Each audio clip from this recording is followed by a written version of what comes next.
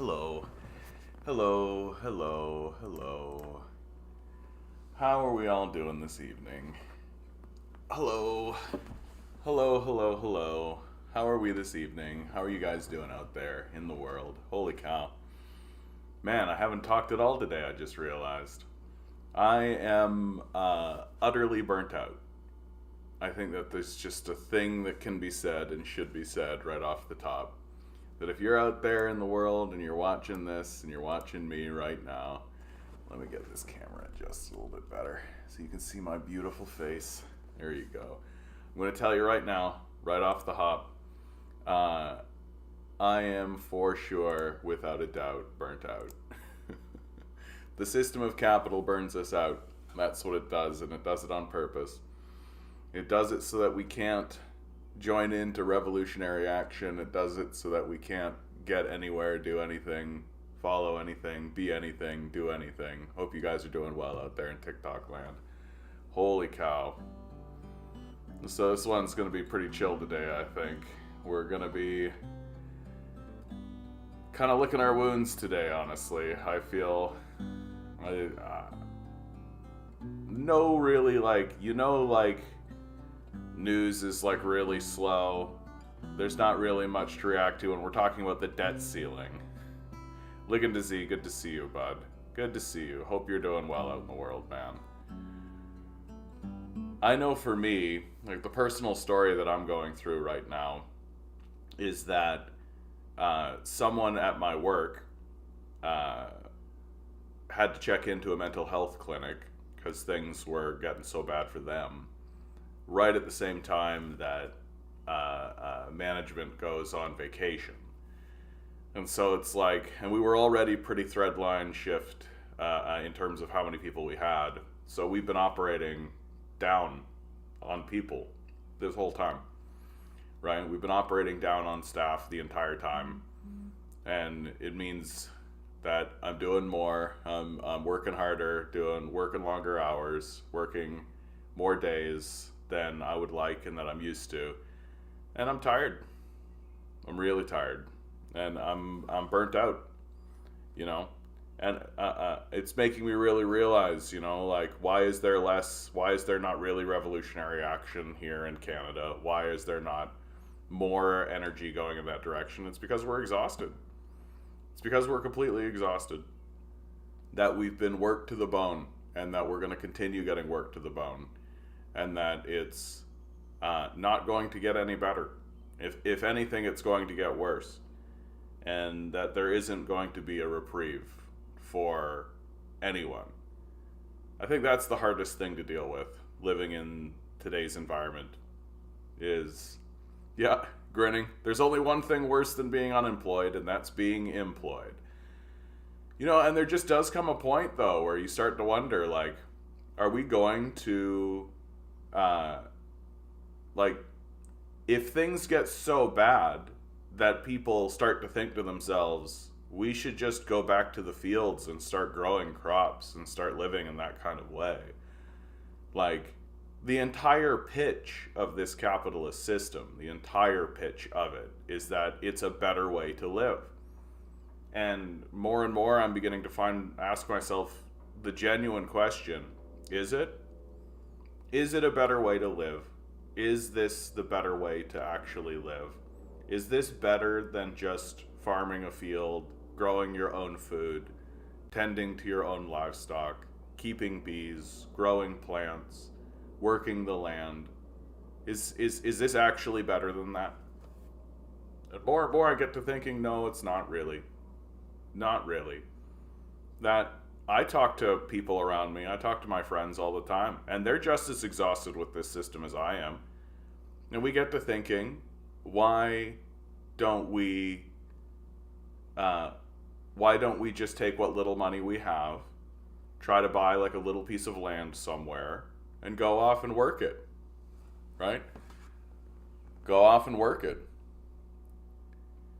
How do I feel about that one trans person that shot 6 people and 3 of them were killed and so on and so forth? Yeah, it turns out that sometimes shooters are also trans. The overwhelming number of shooters have been straight. That's my opinion. that trans people are people, and so they are included in the whole being a person sort of situation, right? It doesn't make them special and doesn't make the situation special. And if you think it makes the situation special, then I would challenge your views on transphobia. Good to see you, Smoozy. Just Stuff says, I've got 5 years left of working life, then I'm off to Southeast Asia. Life is still enjoyable there? Well, what a story. What's taking you to Southeast Asia, my friend? That's incredible. Why buy a house in Canada when you can buy a castle in Europe for the same price? If you're on my YouTube channel, this is what you're looking at right now. Why buy a house in Canada when you can buy a castle in Europe for the same price? There's a TikToker who has been doing this, who has been comparing homes in Toronto and Vancouver to literal European castles. I wonder if they use him in this article. No, they don't.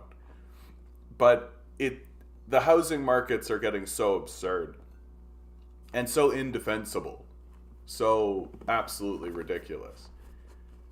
Man, the Ronnie McNutt thing, eh?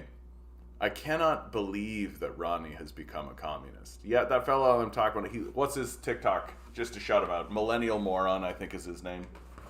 Millennial Moron, I think is his name. Just a shout out to him.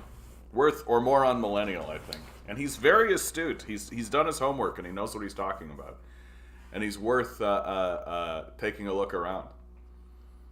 Just Stuff says, I grew up traveling and fell in love with Thailand, Singapore, Philippines at a very young age. Oh, very good. That's a very fortunate life. That's a very beautiful story, Just Stuff. That's very you're very lucky for that, I think. And you should take advantage of that. You should take advantage of that knowledge. One of the things, do you speak the local language? Because that to me is one of the things that sort of prevents me thinking about that idea. You know, all of those people that say like, well, if you love those countries so much, why don't you move to them? Well, the thing that sort of prevents me really is that I don't really know anything about the local language. I can't speak the local language. Cotton, good to see you, bud. Good to see you, bud. Like, it is getting to the point now where capitalism is turning into a parody of itself. Here's an article headline. Tech billionaire who spends $2 million a year to look young is now swapping blood with his 17-year-old son and 70-year-old father. Like, when people say to me, why is it a bad idea to have billionaires? Why are billionaires a terrible idea, John? It's things like this, that just a billionaire can just do things that are ridiculous. A billionaire is I don't know why we tolerate the idea of a billionaire, why we tolerate this concept, and yet we do completely. Ben saying capitalism has always had me down, but recently it's dragging me down further. I hate it. Yeah, and not your business saying who cares what a billionaire can do, it's their money. Yeah, who cares what the king does, right? Like, who cares what kings do? Who cares what the pharaoh does, right? Yeah, it's their money, certainly. It's not extracted surplus value worked from the workers, right? Like, I love it. Who are you to decide how much someone can make? Yeah, so we should just permit slavery then, right? Like, that's completely normal and completely fine. That there's no limit. There's no limit to what a person can or should be able to do. We shouldn't, vote democratically or have elections or have any ideas of what should be permissible. No, it should just be a free market where everything is completely open and everybody can do anything they want, including buy and sell people. Right? That's a completely normal thing. It has everything to do with slavery, bud, and the fact that you don't know that is, I think, the telling thing. That's the telling thing. Government and business is separate. That's hilarious, bud. Like, that's actually hilarious. Like, that's quite a joke. Like, and the biggest joke of all is that you might believe it. I think that's the funniest part about that joke that you just said. That government and business is separate. That's hilarious.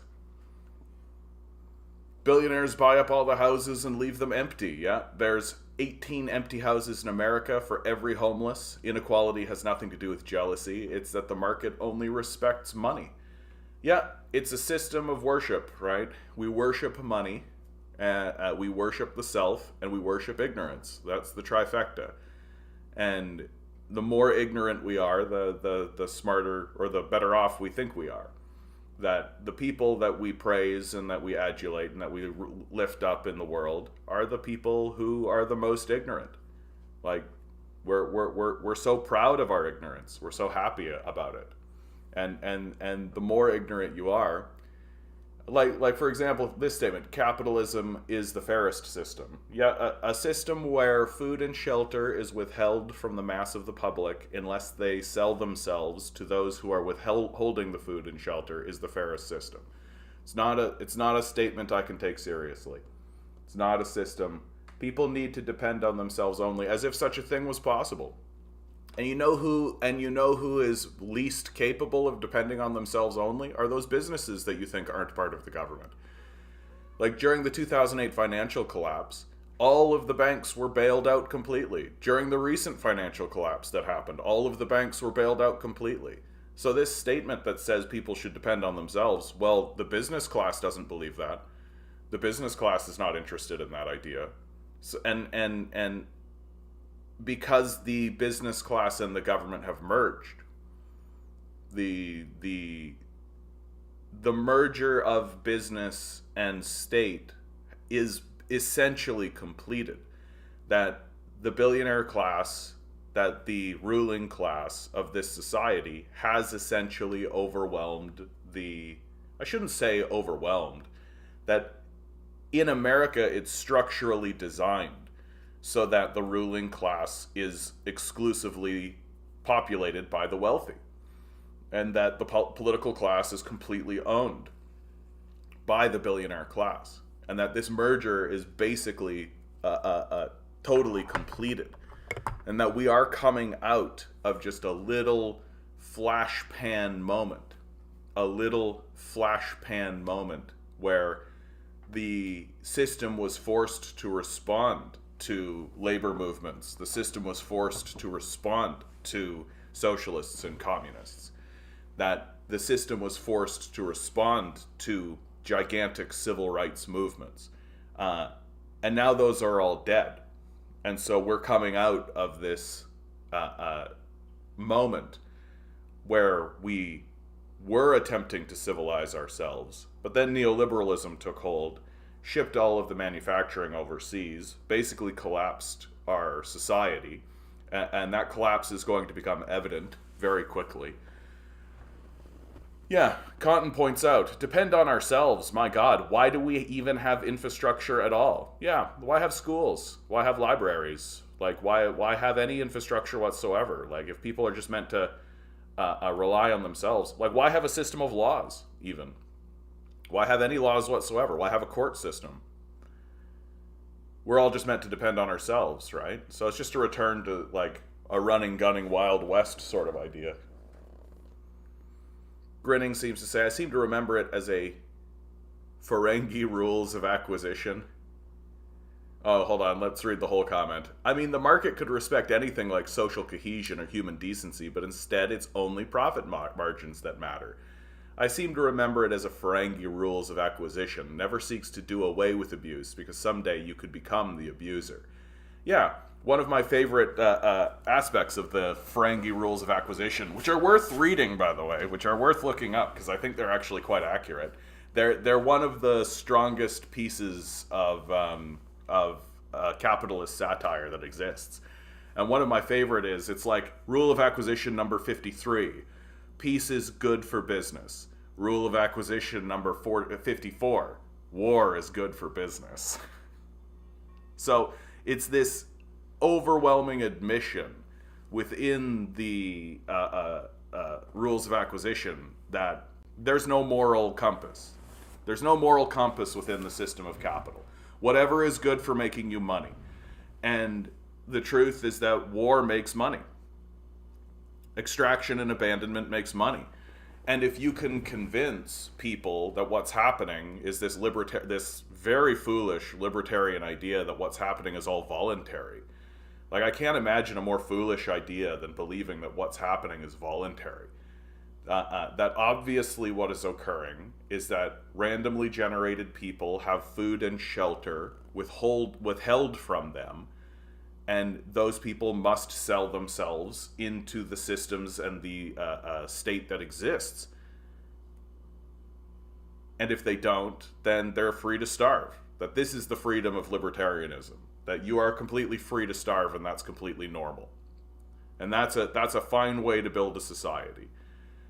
And all it's going to result in, right?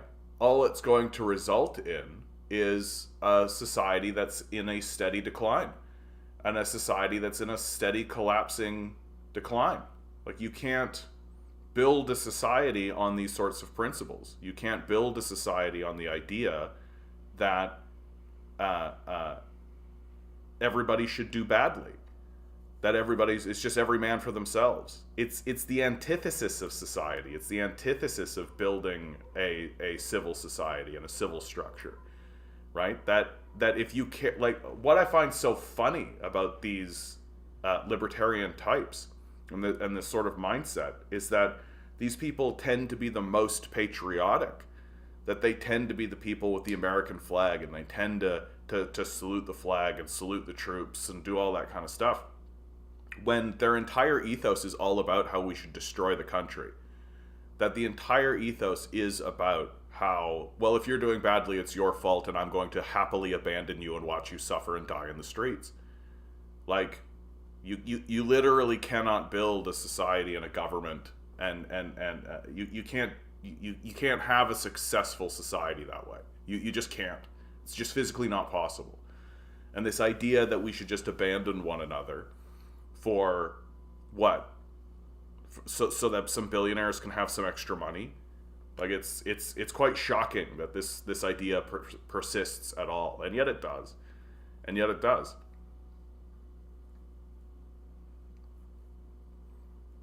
It is every man for themselves. I worry about me first. Right, except there are entire institutions that exist that you just happily ignore to suit your sort of religious ideology, right? Like, the Federal Reserve exists, the electoral system exists, the court system exists, the police system exists. Like, these are massive, enormous institutions that exist that you just happily ignore, right? Because they benefit you. That if these institutions are benefiting you, then it's every man for themselves, right? But if these institutions don't benefit you, well, then we need to do a structural analysis, right? You see this all the time with these libertarian types, right? You see this all the time, that abortions are bad unless I need one. That's the essential ethos. Like, that things are bad when I say that they're bad, unless I need one. Then they're good, and they're fine, and they're understandable, right? That's essentially the beating heart of it. Yeah, you can't run a society on FU. I got mine. Rusty, good to see you. That guy, good to see you too, bud. Good to see you guys. I'm going to reiterate. I'm in a downbeat without a doubt. I'm exhausted. I'm burnt out. The system of capital has got me very, very burnt out. Talking to people saying how it's every man for themselves, right? Try to convince me that it's just, F you, I got mine. Like, okay, well, then when the society collapses, you got what you paid for, right? Like, imagine trying to run any enterprise this way. Like really basic stuff. Like, imagine trying to operate a rowboat that way, right? Imagine you've got 10 men in a rowboat, and you all need to row, but it's every man for themselves, right? So how do you intend to operate that? And if one of the people decides, oh wait, I can just stop rowing and then leverage my lack of rowing to force others to pay me more to row, like, you're looking at a system that eats itself. Like, everybody turns against one another, and then you're in this just like crabs in a bucket situation where the whole thing's in a steady decline. But to the libertarian, that's a positive. The whole thing should be in decline, right? The whole thing should be collapsing, right? Because you don't acknowledge the power of institutional force, right? Yeah, exactly. If it collapses, I'll be okay, right? So you only care about yourself, so off you go, right? And it's a delusion, by the way. Like, you probably won't, you probably won't. Like, if the system collapses, you probably won't. That the system of this is the thing that's so astounding. This is the thing that's so astounding to me. Radio, good to see you. It's just like, people are here for it. Like, right? We're all here for it. Like, the collapse of Western civilization is happening around us, and I think people are happy about it. I think they're looking forward to it, more or less. That there is no sense whatsoever any longer that this is a bad thing. That the millions of people who are going to be displaced, the enormous amount of job losses that are going to happen, the enormous spike in homelessness, the abandonment of the upper class against the lower class, like, all of it is good, apparently. Okay. Like, I don't know how to have conversations anymore with these sorts of people who are just kind of gleefully happy that other people are going to be suffering. Because Grind said, I got mine. Okay. Grinning. John, what odds do you give for a debt default in the US? I'm at greater than 50%, since it will hit the working class much worse than the wealthy. I think that the debt default narrative is completely a red herring. I think the entire conversation is a red herring. That the ruling class, like, it always pays to remember, the Republicans and the Democrats are allies, that they work together, that everybody has their own brand in order to maintain their own personal power within the structure of the system, and that includes people like AOC and Bernie Sanders, that their goal is to convince people to continue voting for them. That's the goal. And then the secondary goal is maintain the system that gives them the power in the first place.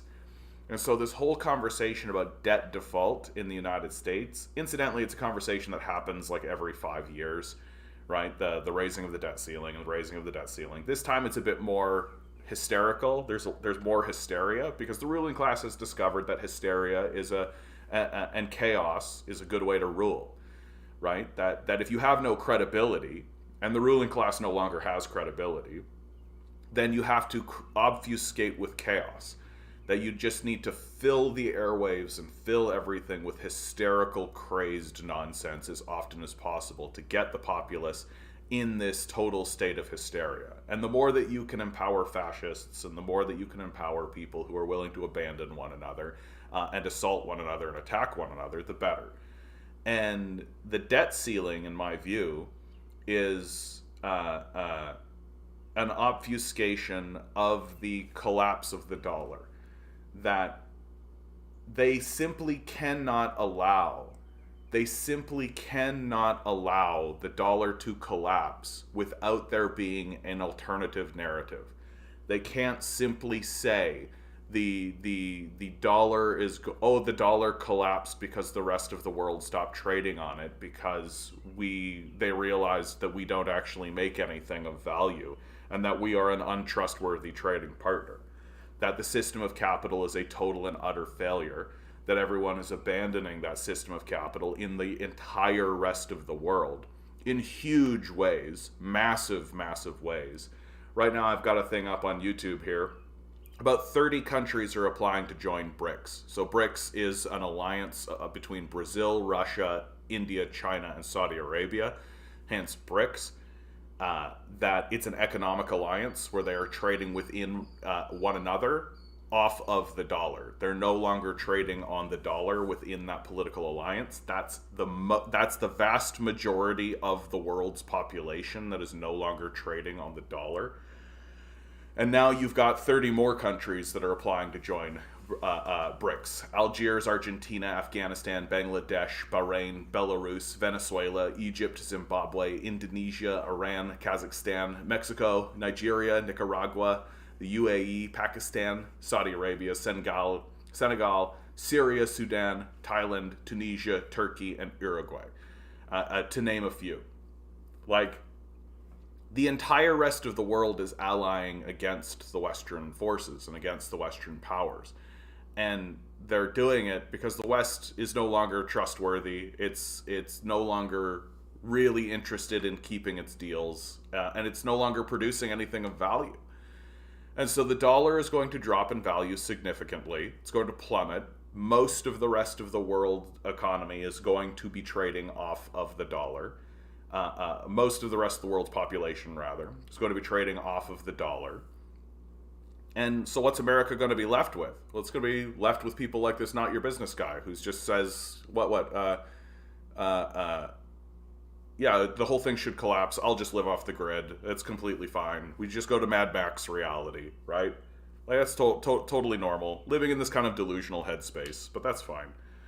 Who knows? Maybe this guy will make it work for himself, right? And he'll live whatever life he's going to live in the little corner of the world and believe that this is the greatest thing ever, while the entire rest of the world builds a civilization. And so the Western powers have to come up with a counter narrative. They have to come up with a counter narrative for how. Why is it that the living standard for America has plummeted so quickly?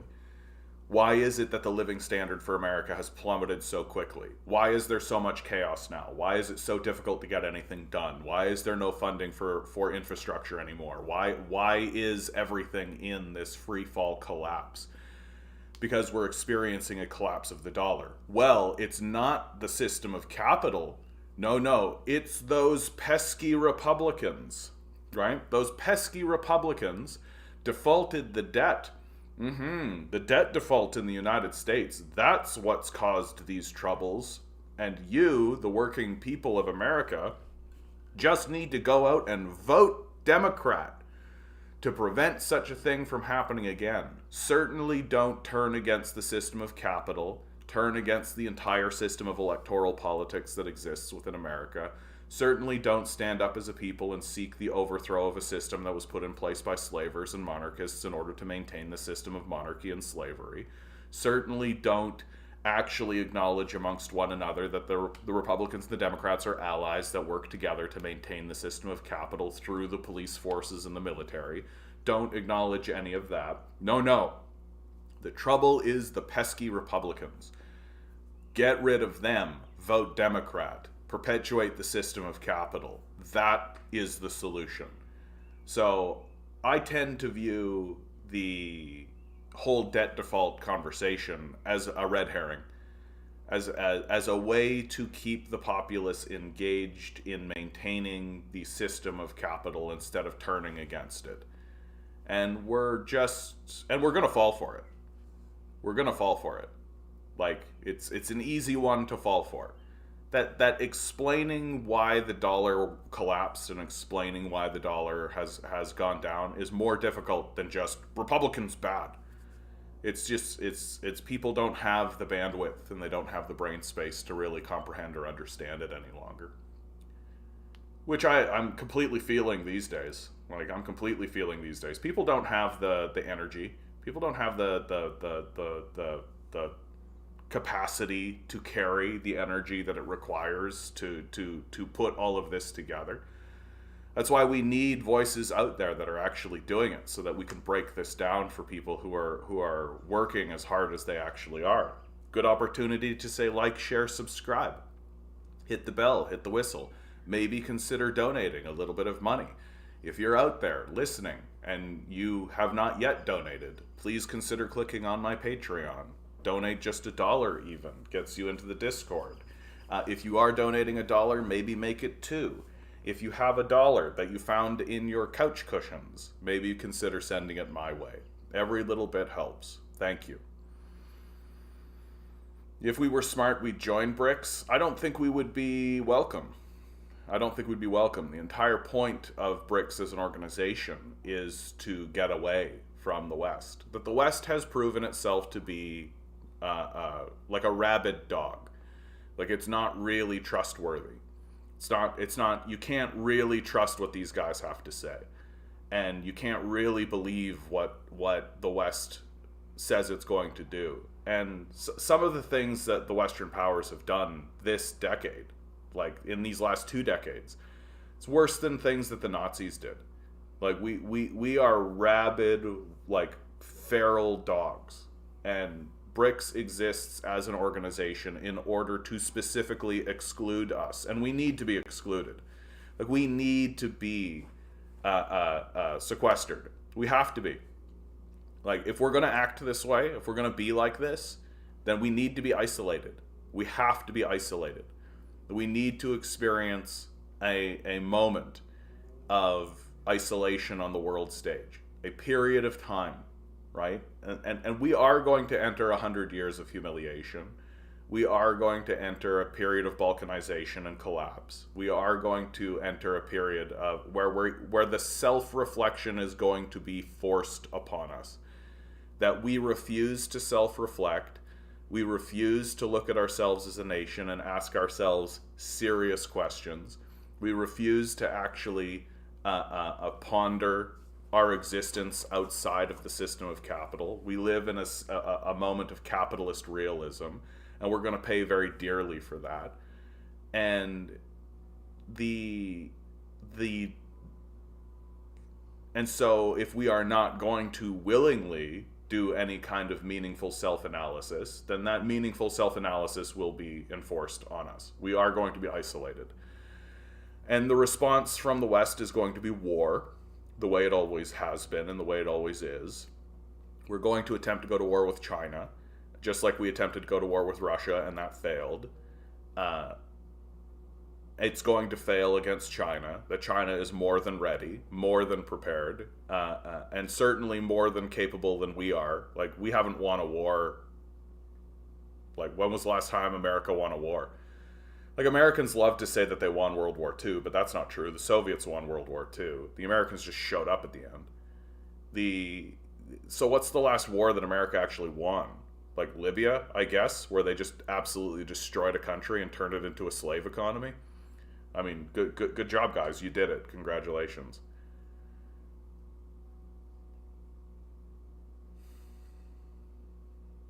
That would be hilarious if Biden found out in the morning brief that America Junior applied to BRICS. No, it's just not going to happen. Like, the entire reason BRICS exists is to isolate us, and we should be isolated. Like, we need to be isolated. That the prevailing ethos that is emerging within America is rah rah, let's go, collapse the whole thing, let's go. You don't want to be connected to that. You don't want to hook your wagon to that star. You don't want those people in the room. Like, the people who are making decisions at the highest level of power in America are psychotic. Like, they've lost their minds completely. Dude, it's so sad you never have more than 12 viewers. That's not true. I mean, here's a guy who's never heard of shadow banning before, right? Like, obviously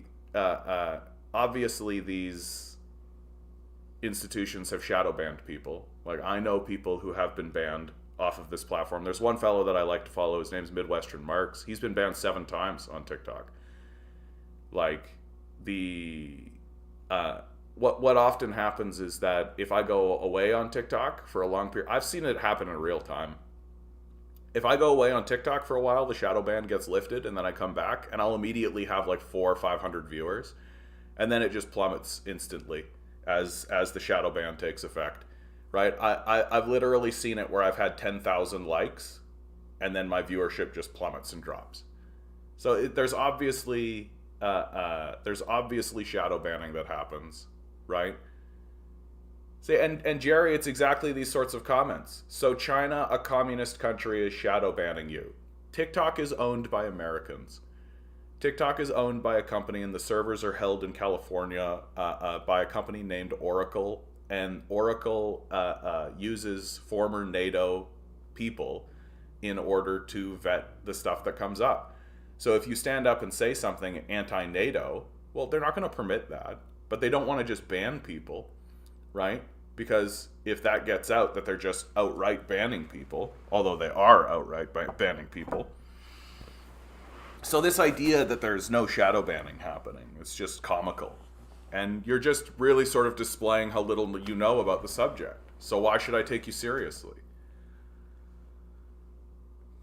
Yeah, Midwestern Mark debated Vosh recently. I'm a little tempted to watch it, but at the same time, Vosh is a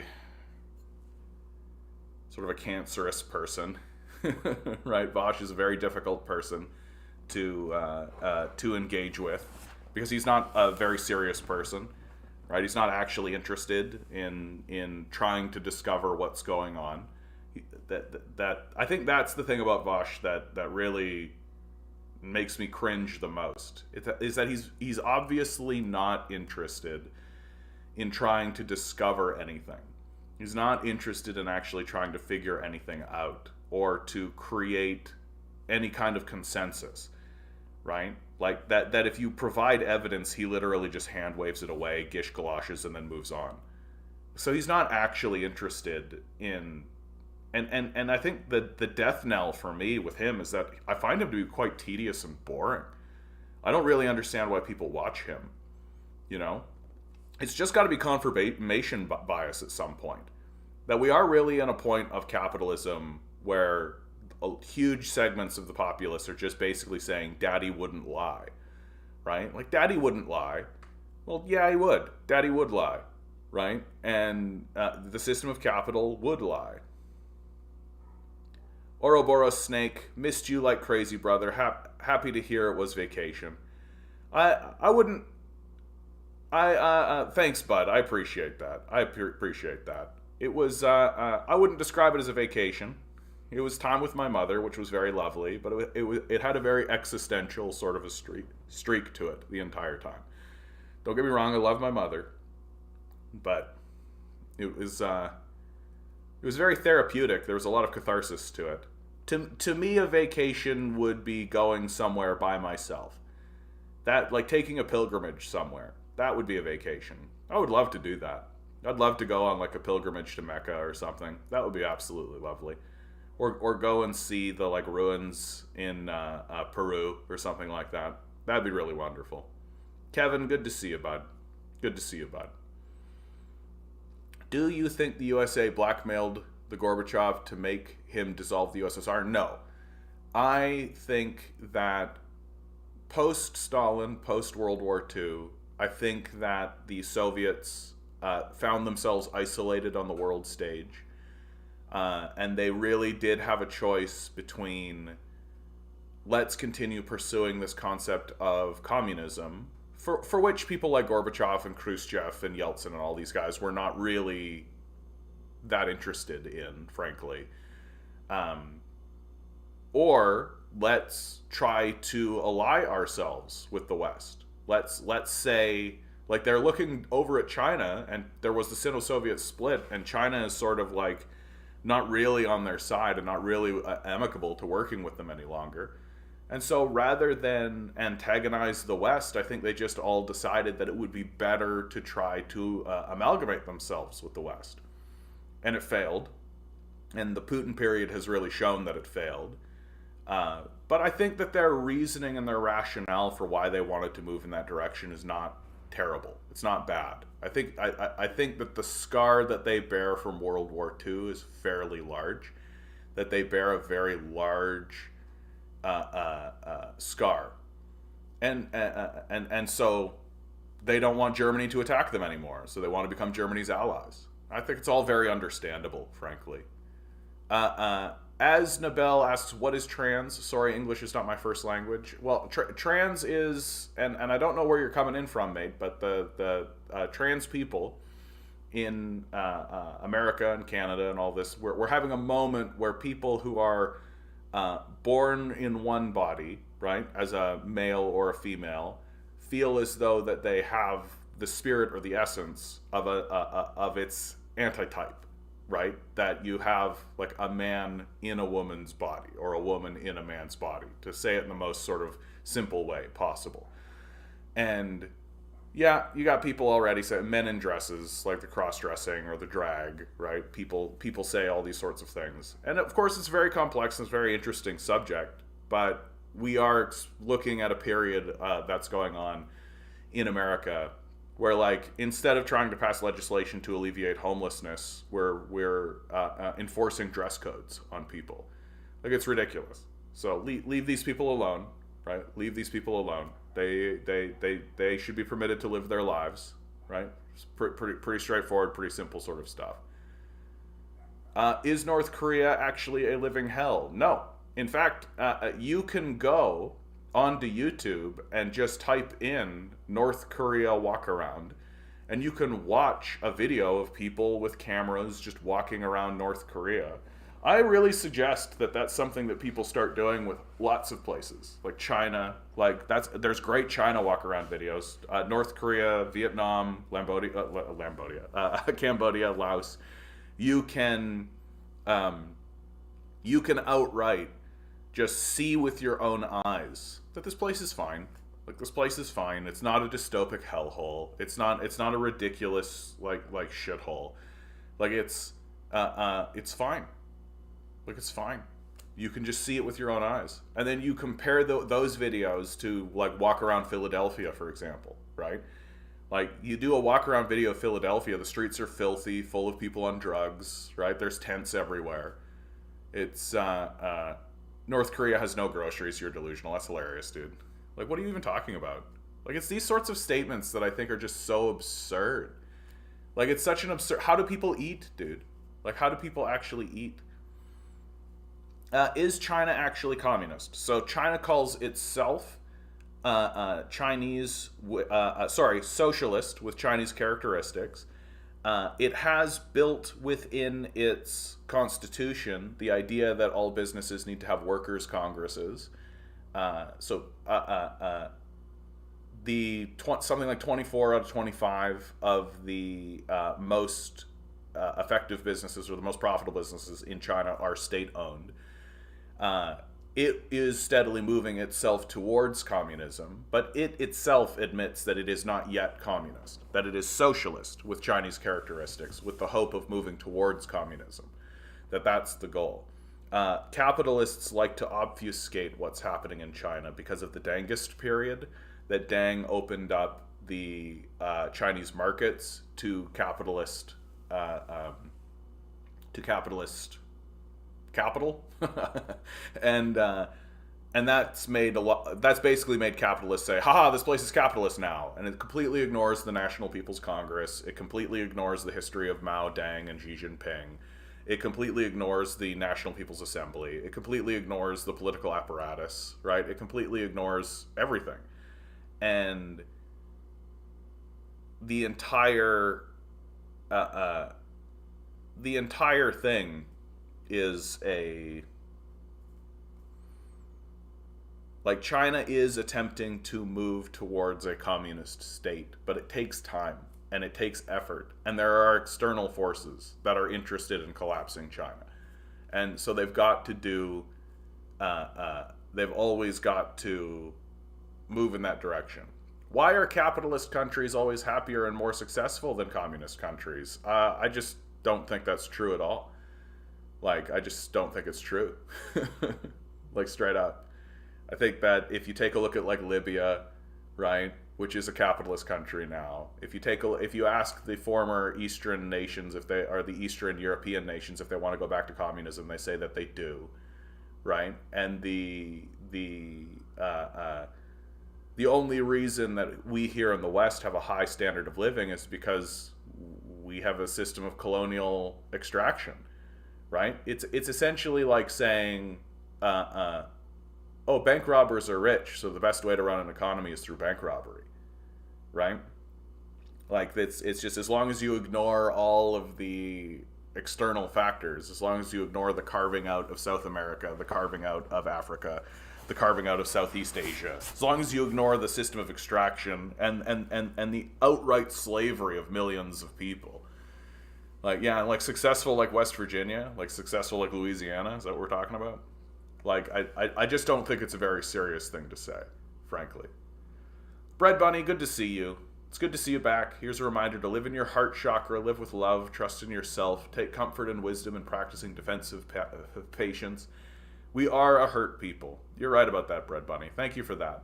thanks for bringing it back to the ground. Like, thanks for bringing it back to the tangible and the real. Because that's true, you know? That it's easy to get swept away.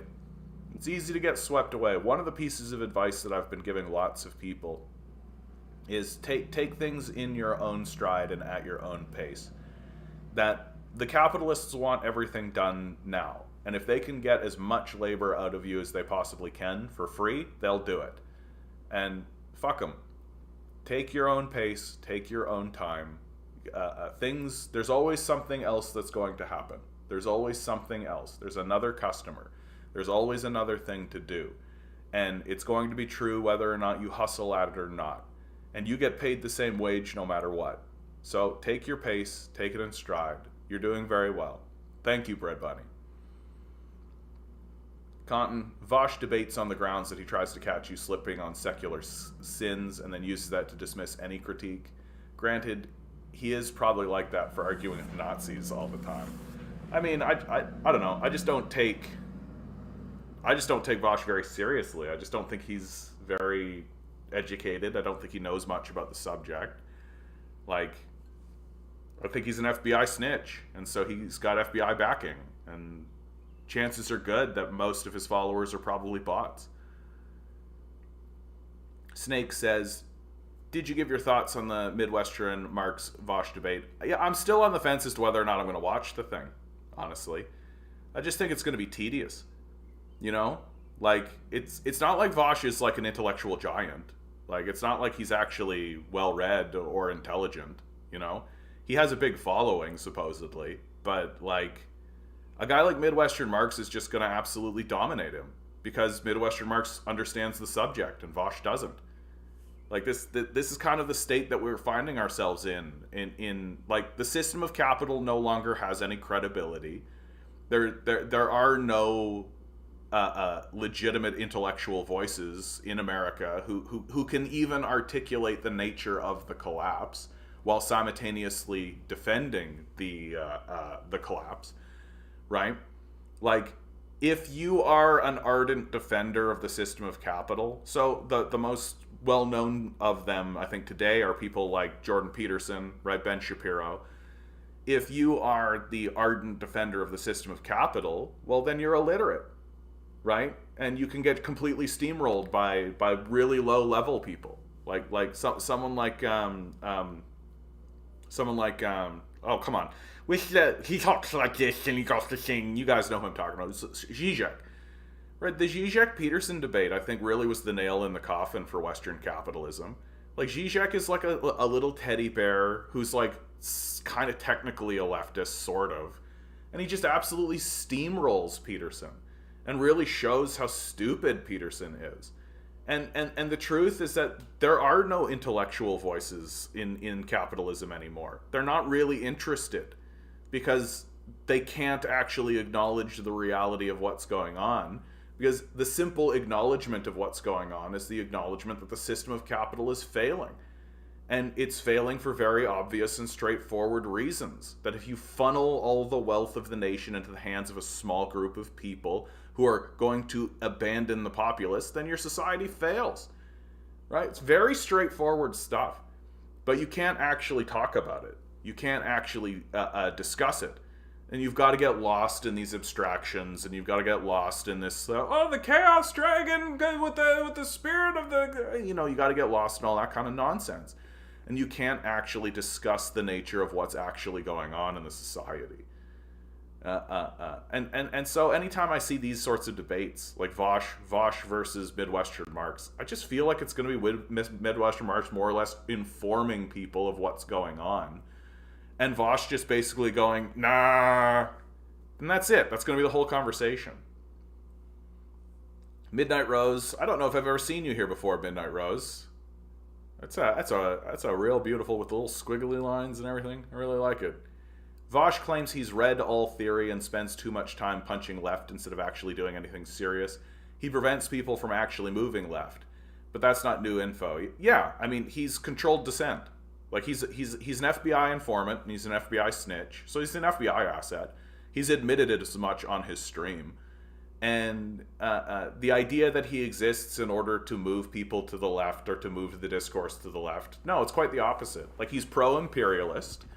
He's not willing to even really seriously discuss the imperial ambitions of the West. He doesn't really acknowledge the United States empire in a serious way, because he's not a really serious person. And so any discussion with this sort of person is just going to be tedious, more or less, because it's basically going to be stating obvious facts that are clearly true, and someone basically saying, no, that's not true. It's boring, it's uninteresting, and it creates the most annoying discussions you've ever seen. Like, I think I've seen him talk to maybe like two people, and I've been like, oh, this guy's like obviously here to just shut discourse down. Like, he's not actually there to try to discover anything or figure anything out. And yet he's very popular, which I find to be odd, because he's so boring. Like, I don't know why people think he's interesting.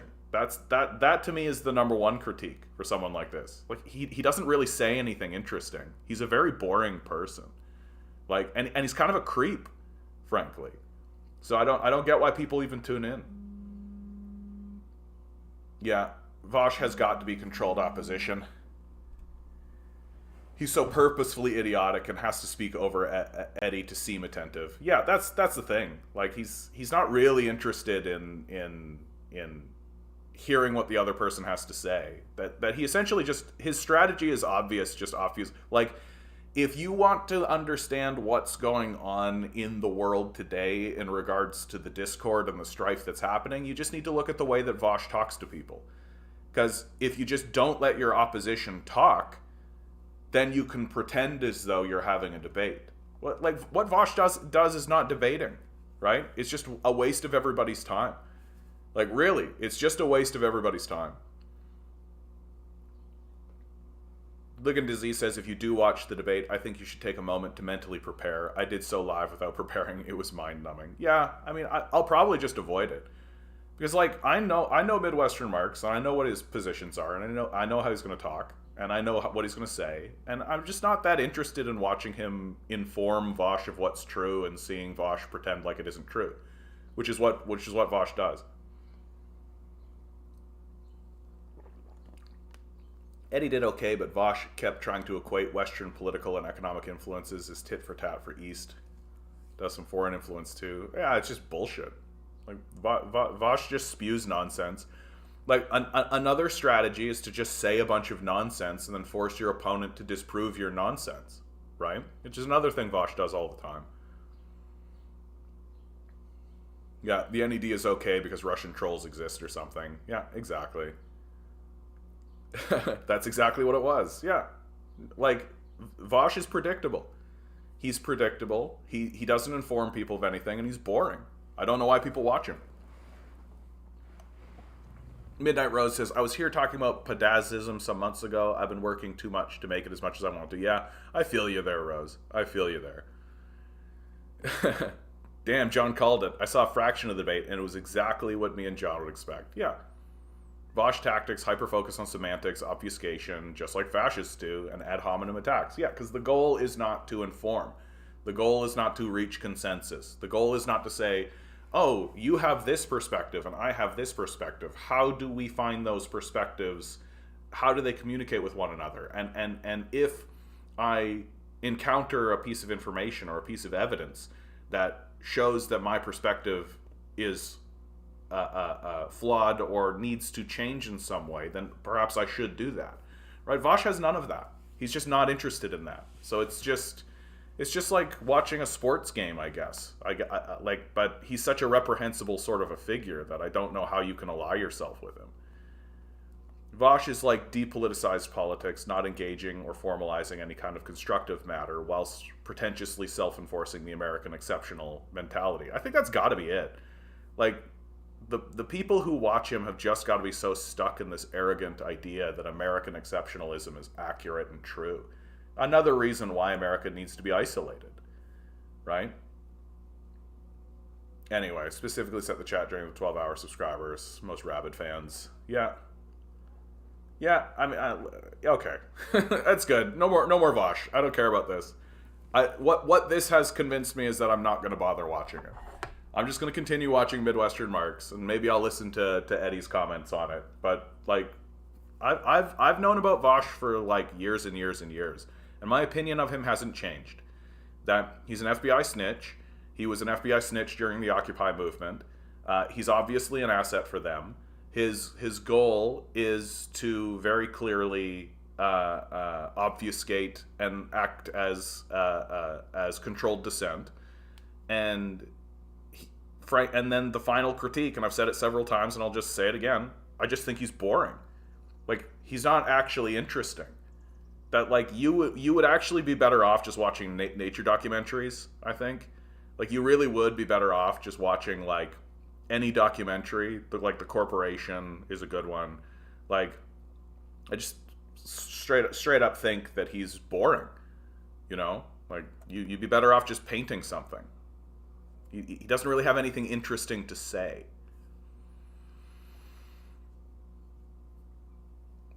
Yeah, Vosh has fallen into the same debate bro category with other libs that Destiny is in. He has to be a grifter in something. The man's fully aware of what he's doing. He's getting popular.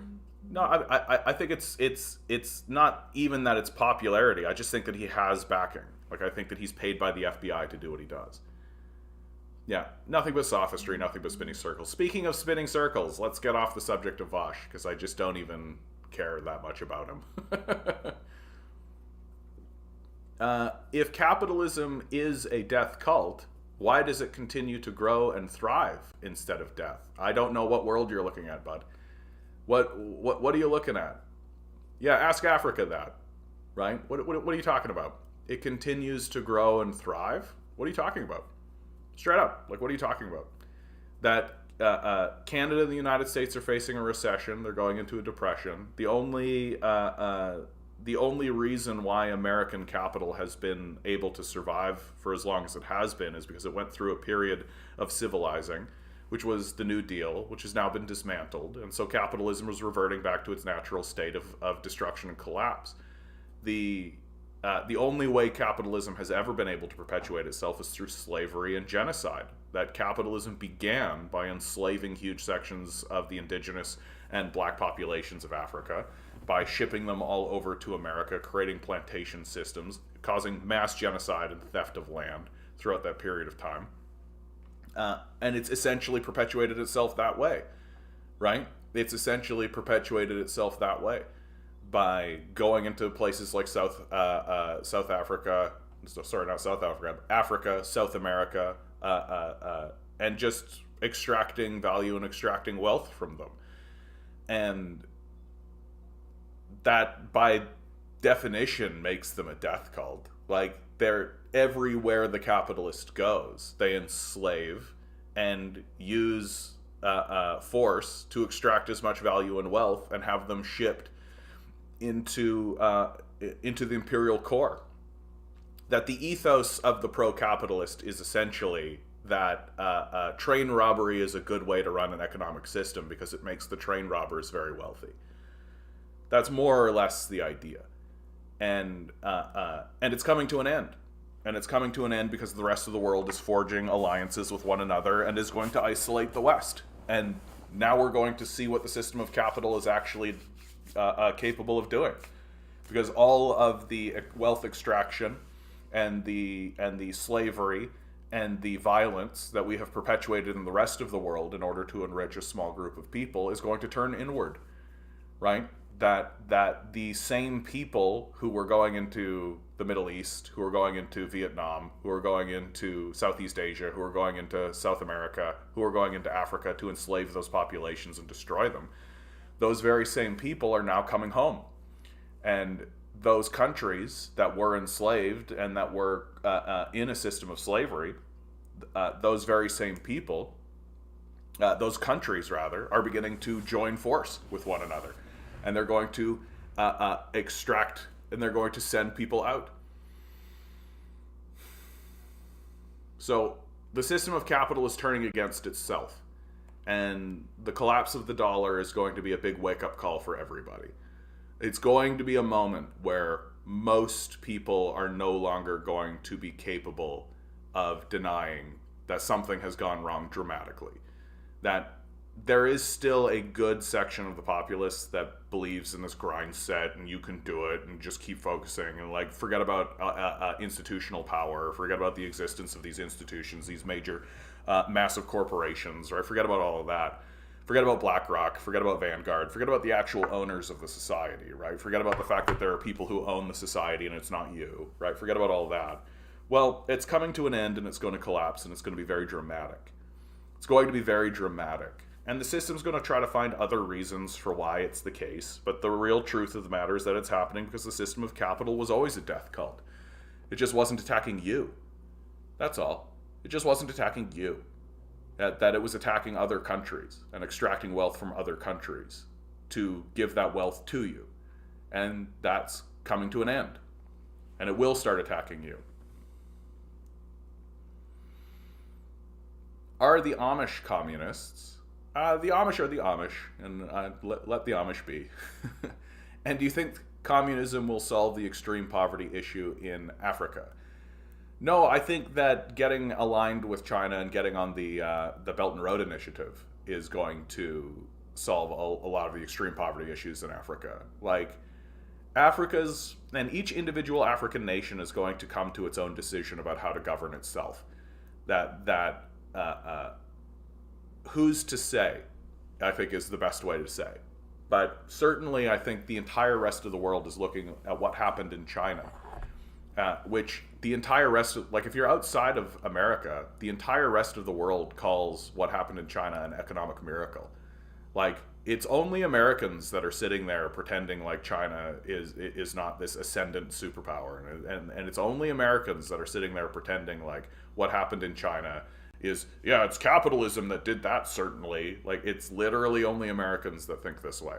That the entire rest of the world is looking at China and being like, we need some of that for us. How do we get that for us? And China is outright saying, yeah, we want to give that to you. How do we make a win-win situation here? How do we make a win-win situation? So to respond to this comment, China has them all in debt trap, don't they? No. That debt trap politics is what the IMF does. That's how Americans operate. China actually does quite the opposite, because China doesn't worship money the way Americans do.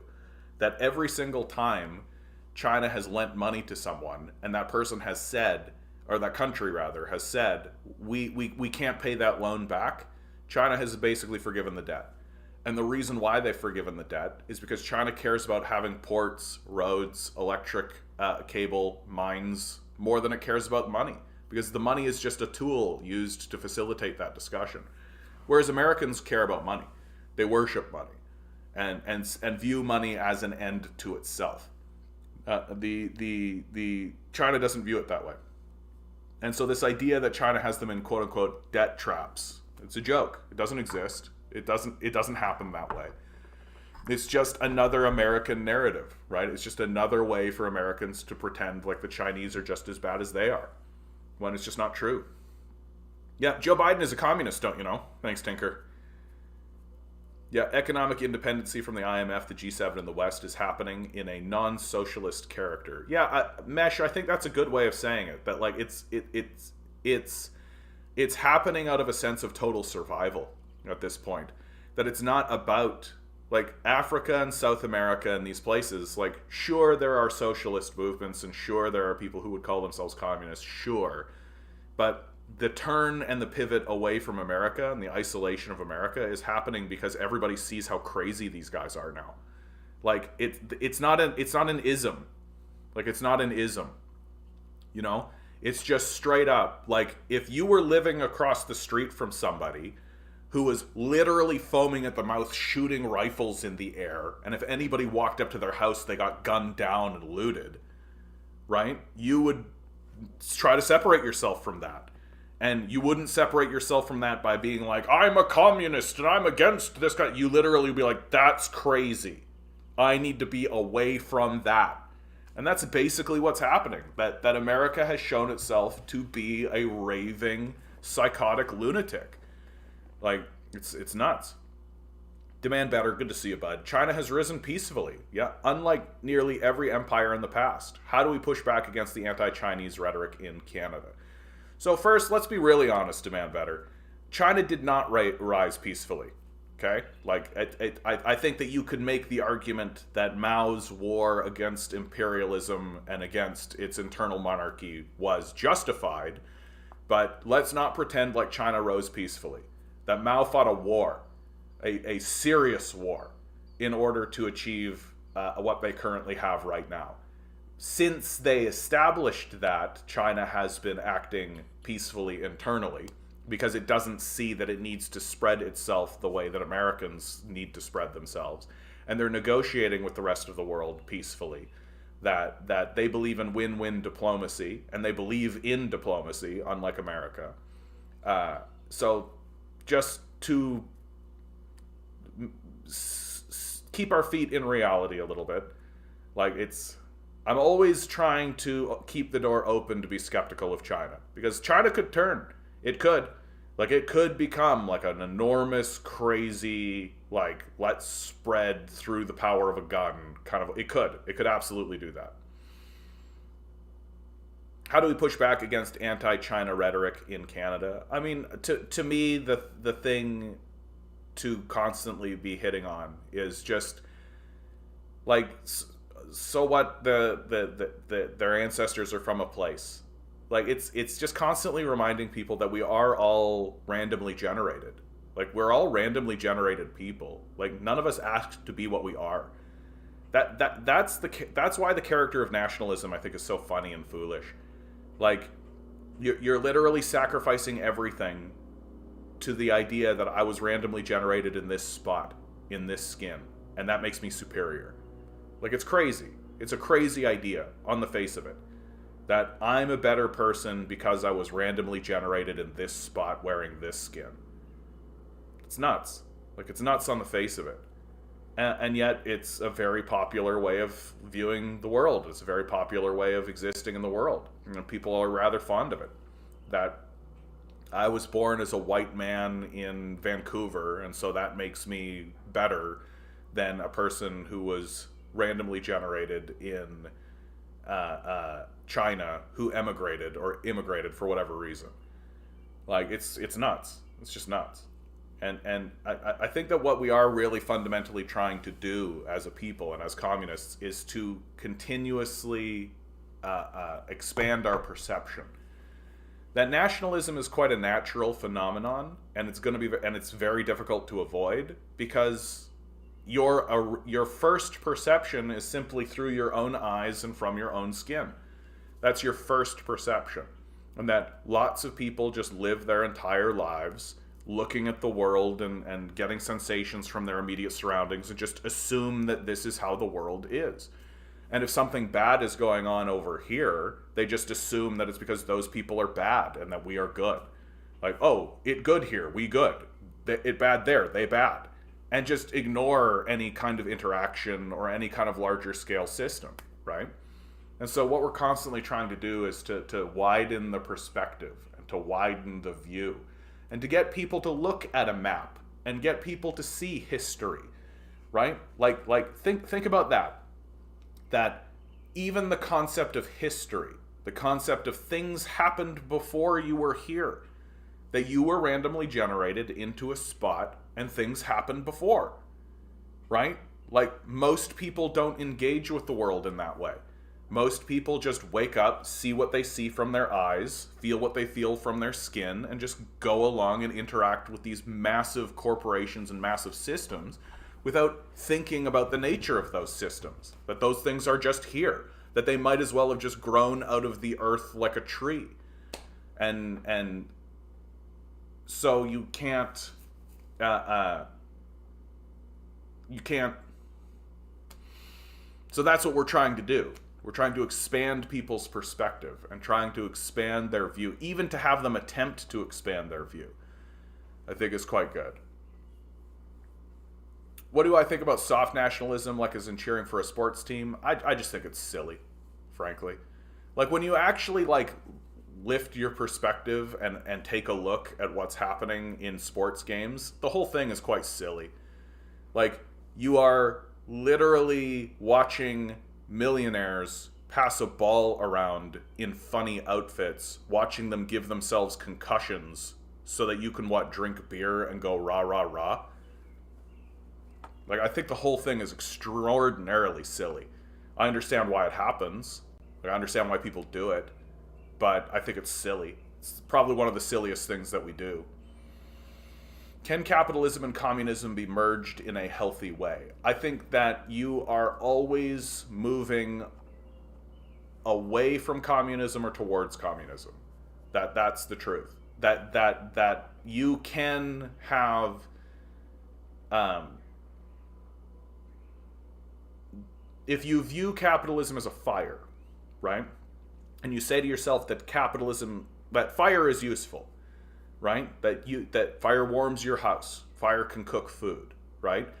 But fire should always be in a fireplace. You should always interact with fire using tools. You should always make sure that your house is protected from fire. And rational countries will say, yeah, the fire should make no decisions, that the fire should stay in the fireplace, and we should always be looking for a way to replace this fire with something that's safer and better. But until we can, we'll just keep the fire in the fireplace. Well, the Western idea is to let the fire out of the fireplace and let the fire decide, right? The fire will decide everything, right? That's how we operate. And so a country like America is basically just letting the fire decide, and the fire is doing exactly the thing that you expect the fire to do, which is consume everything around it, because that's how fire operates. Whereas a country like China says, no, fire in the fireplace. And the fire does not make decisions. That the fire does what the fire does, and anything that we put into the fire, we should expect it to be consumed by the fire. And the fire acts in a predictable way. And when the fire does what the fire does, then you respond to it. Whereas here in the West, when the fire does what the fire does, we all just shrug and go, well, you should have thought better. Because the worship of ignorance is the third pillar of the decline of Western civilization. We don't like to think here in the West. And you spelled communism incorrectly. It's communism is a death cult. Yeah, it's that's hilarious. Is India communist? No. Good to see you, NIW. I don't know if I've ever seen you here before, bud. Bread Bunny, I laughed at your explanation. It was very well explained. Well, thank you. I appreciate that. Hold on, let's... Communism is true freedom, says NIW. Why didn't the USSR suffer from the Great Depression? Yeah, because they were aligning their economic system to actually increase productive capacity, not just enriching a small handful of rapacious psychopaths, right? The way that capitalism always does. Yeah, the U.S. isn't even focusing on the debt issue ceiling, right? Its money supply is shrinking the fastest rate since the 30s. Perhaps the central government have accepted their fate here. I think that that's probably right. Like, there's no avoiding it. That I think even if they go to war against China, they know they can't avoid it. And so they're just trying to find alternative narratives. Most of the entire world is getting indebted at greater rates due to hiking of high interest rates. Bond markets have crashed, and capitalist countries want our Bretton Woods system. Midnight Rose says, I think this seriously ties into the ability to look at America or Canada today and think everything is going fine. Some people are incapable of viewing things from the poor, BIPOC, or foreigners, or rather the privilege of living a certain life, if that makes sense. Yeah, that what people naturally do is they look at their own life and they think this is everyone's life. They universalize their personal experience. And I think that's quite normal. It's quite natural. It's difficult to get to a point where you see the world otherwise. That you understand that there is a perspective outside of the perspective that you have. So you take a look at it. I think the most emblematic of this, like really, really straightforward and obvious, is Ben Shapiro. That Ben Shapiro was born to a rich family who sent him to Harvard because they were rich. Everyone called him a good little boy, and everybody called him like a prodigy kid, even though he's kind of a dummy, right? He carved his path by debating college kids about subjects they didn't know anything about, and then Shapiro knows less about. And then he just used the money that his parents had in order to build this media empire, because there's an obvious vacuum on the far right where the Nazis live, right? So he's able to build this media empire by catering to the most voracious far right forces, and then he pretends like he's a good little boy that did everything himself, right? Like, and so he's got no alternative perspective and says the dumbest things a person can say. Like, no one in the media today is stupider than Ben Shapiro. Like, no one. And the idea that people think that this guy has anything intellectual or interesting to say is very shocking to me. That all it really does show you is that you just have to talk fast, and you can sucker a lot of people into believing that you're an intelligent person when you're probably the dumbest person in media. And I don't think it's particularly close. Like, I really don't. I don't think it's particularly close. And it all stems from the fact that Shapiro has this very closed view of how the world operates, and that if you're doing badly in the world, it must be your fault. Because what's going on in my life is just the universal good and is universally true, and I'm a good little boy, right? And so I think it's quite common, and it becomes quite difficult for people to actually see and say, oh, there's another perspective.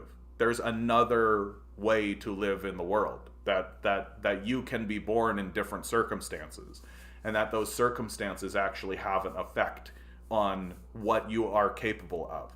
That the true idiocy of a guy like Shapiro is this refusal to acknowledge that circumstances exist, and that a person's circumstances matter far more than their own personal capabilities or abilities. That the true arrogance of the position is that I got to where I am because I'm super great.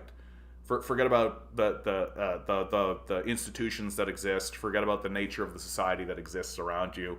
Forget about the wealth. Forget about the history. Forget about the forces of the world around you. Forget about just the passing of time and the silly things that can happen that way. No, what matters the most in that conversation is how much you worked and you earned it. It's a very arrogant and self-inflating way of viewing the world. That I am where I am as a millionaire or a billionaire, not because my parents owned emerald mines full of slaves, but because I'm a hard worker and you just need to work harder. Like, it's a worship of the self. It's why I say the second pillar of the decline of Western civilization is the worship of the self, because you elevate yourself above that of the power of the universe itself. You are fundamentally saying, and people like Shapiro fundamentally say, that you, a single individual, can be more powerful than all of the other individuals that are alive today, all of the other individuals who have ever existed, all of the institutions that currently exist or did exist, and then on top of all that, you are more powerful than the forces of the universe itself. It's an incredibly arrogant thing to believe. It's an incredibly arrogant thing to believe. And it's the worship of the self, and it's a big reason why Western civilization is in the decline that it's in. Because if you worship yourself so much, then you are willing to sacrifice your community for it. And you can't run a community that way. If everybody is worshiping themselves at the expense of the community, then the community will collapse, and it can't survive. And that's the nature of the decline of our society. Is India communist? No, India is not communist. In fact, India is now right-wing. It's ruled by pretty far-right elements. But even those elements understand that they need to get away from the West. Like, this is why I say that what's happening is not happening based on isms. It's not communism versus capitalism. It's not any of that kind of stuff. It's literally just like, oh, these people have gone psychotic. Like, it's no ism whatsoever, right? Like China and India and Brazil and Russia and all these places, they're not doing what they're doing based on the ideological principles of Marxism, right? Like, maybe some of them are looking at Marxism and thinking, okay, this is worth analysis, and we can base some of our decision making based on this kind of stuff. But really, everyone is just looking at America foaming at the mouth, acting like a psychopath, and recognize they need to get away from it. And they are getting away from it, and they should. America's psychotic, right? It needs to be isolated, and it's going to be isolated. Yeah, decentralizing power is good. Hierarchy should always be justified and accountable. Yeah. Just look at Elmo. South African apartheid gem dot. Yeah. Oh, we're talking about Elon. Yeah. I think that China cannot effectively embargo anyone or anymore, as their markets are too important to the world. Oh, I see. I think that China cannot be effectively embargoed anymore. Well, and the Belt and Road Initiative has basically made it impossible now. Like, America is going to need to go to total war if it wants to interrupt that kind of thing. And it's just not going to be successful. China's ready for it. Like, and America's going to go to war with China because it's out of ideas. It doesn't know what else to do. And it's psychotic. So it's going to try, and it's going to fail. And that failure is going to resound. It's going to resound quite seriously.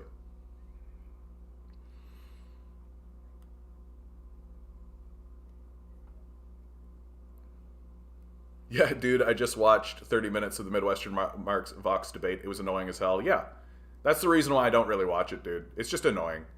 Like, it's annoying watching someone inform another person of what's happening in the world, and that other person just sort of interrupting and hand-waving it away, which is basically what Vosh does. MRKRG, I don't know how to say your name, dude, but I wanna respond to what you're saying. No one has ever done.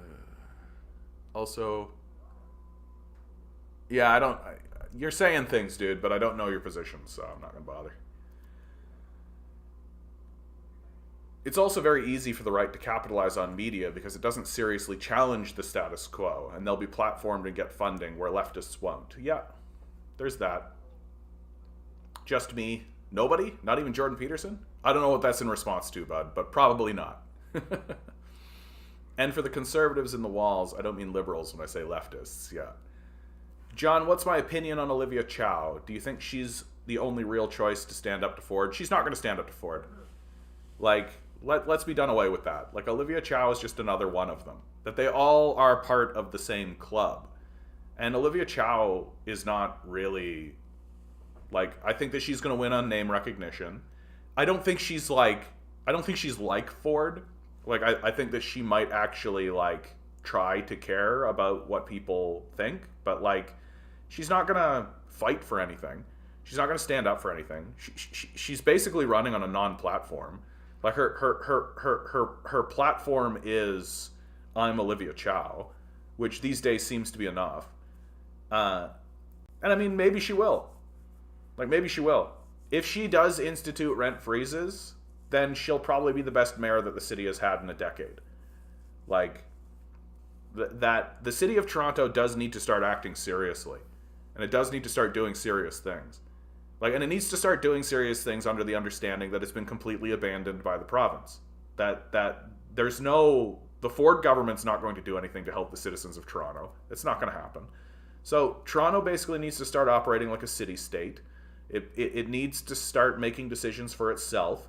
And it needs to explicitly say that that's what's happening, because if we leave it up to the province, like Ford is in power exclusively for his own wealth. Anytime Ford makes any decision whatsoever that has people sort of scratching their heads, thinking to themselves, "Why is this going on?" The answer is because he's found a way to make a buck on it. That's it. He has found a way to make money on it. And he's not showing you how he's making money on it because he doesn't want to, right? But he's probably just making money on it. That's all. How is the GDP of a communist nation calculated? I mean, the same way that you would calculate GDP for anybody. I just don't think that you should use GDP as a way to measure successful economies, right? Because GDP doesn't really all it's doing is tracking trade. Right? So if two billionaires trade a bunch of paintings to one another, that increases the GDP. Is that valuable? No. So the better things to look at is like the increase in living standards, the decrease in homelessness, increase of literacy rates, right? How's your populace doing? Does your populace have money? Does your populace have the ability to interact with one another? Is there trade happening? All of those sorts of things. It's a better way to look at an economy than GDP. I think GDP, like even the person that invented the concept of GDP said, please don't use this as a metric. Like it's not a useful way to look at the world. Jaden, good to see you. Getting worse. Yep, every day. Every day. That's what we're doing here. We're just trying to make it through in peace.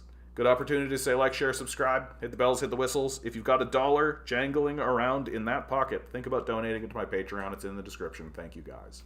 I appreciate it. It's exactly what happened too. Yeah, Vosh is disingenuous. Just looks for Reddit style dunks. No, he look. Vosh is worse than disingenuous, okay? He is an FBI asset. He's admitted to being an FBI asset on his stream. He exists in order to prevent discourse from happening. That's the whole point. That's the whole point. My girlfriend is a very lucky girl. Well, thank you. I appreciate that. I'll let her know. CR Strifey. Good to see you, CR Strifey. That's why she won't get elected. Landlords aren't immune to the cost of living. Not all of them are slumlords. I do think Olivia Chow is likely to win. It's the name recognition, I think, that's going to do it in. That she placed second against John Tory when John Tory won his first time. And I think that enough people she has the aura of being quote unquote on the left. And I just think that there's enough people who are of the opinion that we should move that way, and she'll probably win. Like, I wouldn't be surprised if Olivia Chow won. Although there are like 100 candidates in the race, so anything's up, right? Do all communist nations pay their workers? Sort of depends on what you mean pay their workers.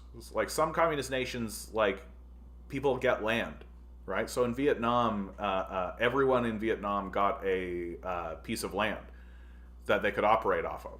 So is that payment, right? Like, so it sort of depends on what you're talking about when you say that. But like in a place like China, for example, Huawei, which we're all familiar with what Huawei is, right? Anytime they pay out dividends, they pay them out to the workers, right? That they're not paying a shareholder class, a worthless shareholder class that just sits on its thumbs and does nothing. Like they're paying workers. And that's one of the hallmarks of what makes a communist nation or a nation that is moving towards communism communist, is that they do what they do for the benefit of the workers. Whereas capitalists do what they do for the benefit of the capitalists. So that's the primary difference. Rose says, there was a physical quality of life study from the 80s that found that socialist countries had a better physical quality of life than similarly developed capitalist countries. Yeah, GDP isn't a good measure. It's true. Tinker says, even the small landlords know something is seriously wrong, but there are more renters than landlords, so we will see. Yeah, I mean, something is seriously wrong. You've got Blackguard and Vanguard buying up all the properties and treating them like investments. Like, that's the whole scam. That's the whole scam, is that we have commodified our housing market. And there should absolutely be a method to de-commodify the housing market in order to cool it, but it doesn't exist. And a big reason why it doesn't exist is because most of the politicians are themselves landlords. And so they don't want to do anything to cool their own investments, which is exactly what it is. Like, it's the entire idea of commodifying housing. And what's it led to? Like, here's this National Post article. Why buy a house in Canada when you can buy a castle in Europe for the same price? Like, it doesn't take a genius to figure out where this is going to go, right? We've got all these empty properties. We've got homeless people spiking, right? You've got huge swaths of the populace who did everything that they were told to do. Doctors, lawyers, and engineers, and they can't buy houses. Like, it doesn't take a genius to figure out that this isn't going to persist, that it's not going to work this way. The difficulty, of course, is that the ruling class is doing everything they can to prop it up and pretending like they give a crap and pretending like they care, and they keep passing legislation that's not going to work. Like, straight up, they're just passing legislation that's not going to work. Yeah, Toronto declared a homeless emergency, but I see no change. Yeah, performative liberalism, right? That's what liberals do. It's just performative action, right? Oh, it's an emergency. Everyone can see it's an emergency. That's what they do with everything, right? It's just performative. And as long as it keeps working, they'll continue doing it. And they see no reason to stop. Right? Oh, Queer Harry NB, good to see you, bud. It's so obvious he's an op. Yeah, I mean, he's just an asset. Like he's just an asset. Like we're talking about Vosh. Like he's so clearly there to control dissent. And it's pretty clear that they are constantly trying to use him that way. But the problem, the problem with Vosh is Vosh himself, is that he's just kind of a creepy weirdo, who's not particularly interesting. And so it's difficult to, anytime he has a conversation with someone serious, he comes off like a very creepy person, because he is a creepy person. That he only kind of maintains this credibility that he seems to have, because he's just kind of talking to other weirdos. But the moment he talks to somebody, like he had one conversation one time with Crystal Ball, and I thought he walked away from that conversation looking like a fucking pedophile. Like he looked like a creepy weirdo the entire time he was having that conversation, because he is a creepy weirdo. Is it true that the Warsaw Pact were the puppet states of the USSR? I don't know how to respond to that question, mate. Partially because I'm completely blanking on what the Warsaw Pact is. Warsaw. I don't know everything, right? I don't know everything. Treaty was a collective defense signed in Warsaw between the Soviet Union and 7 other. The term Warsaw Pact, defensive alliance. Oh yeah. Yeah. Yeah. I mean, that's one way of saying it, I think, bud. But and I don't think there's anything necessarily wrong with that. Like drawing up a defensive treaty. Yeah. That's all. I don't know that there's anything. I don't really like this. I've never really cared for this whole idea of puppet states, right? Obviously smaller states are subordinate and subservient to larger states. But by the very nature of the game, by the very nature of what's going on. A small state, so take the relationship between Canada and the United States.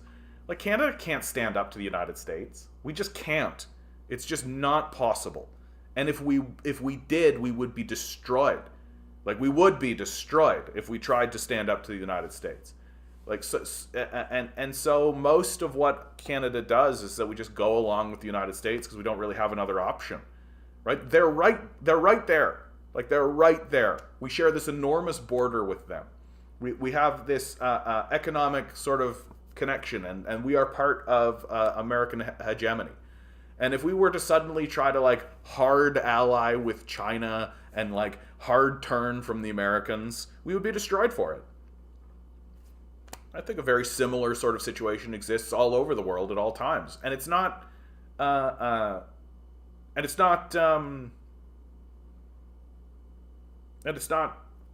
wrong, I guess, would be the word that I would use. It's not a moral equation, I think maybe is the best way to say it. It's just the way the world is. It's just the way the world is. That if you, and it's a big reason why I think everybody was so scared of the rise of China. India for a period of time was really afraid of China. Really, holy crap about China. And it's taken a lot of diplomacy and a lot of convincing and a lot of failure from the West, frankly, to have India sort of calm down and be okay, China's not trying to come in here and mess us up. China's, and don't get me wrong, there's still a lot of that talk that happens in India, and there's still a lot of that talk that happens in Africa.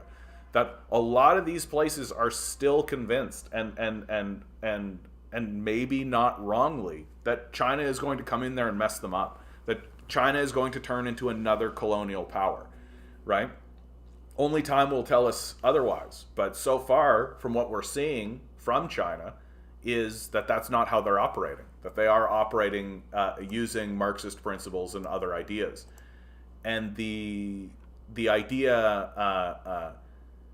but certainly, the Eastern European nations under the Warsaw Pact, you could make the statement that they were puppet states of the USSR, but just like Canada is a puppet state of America, just like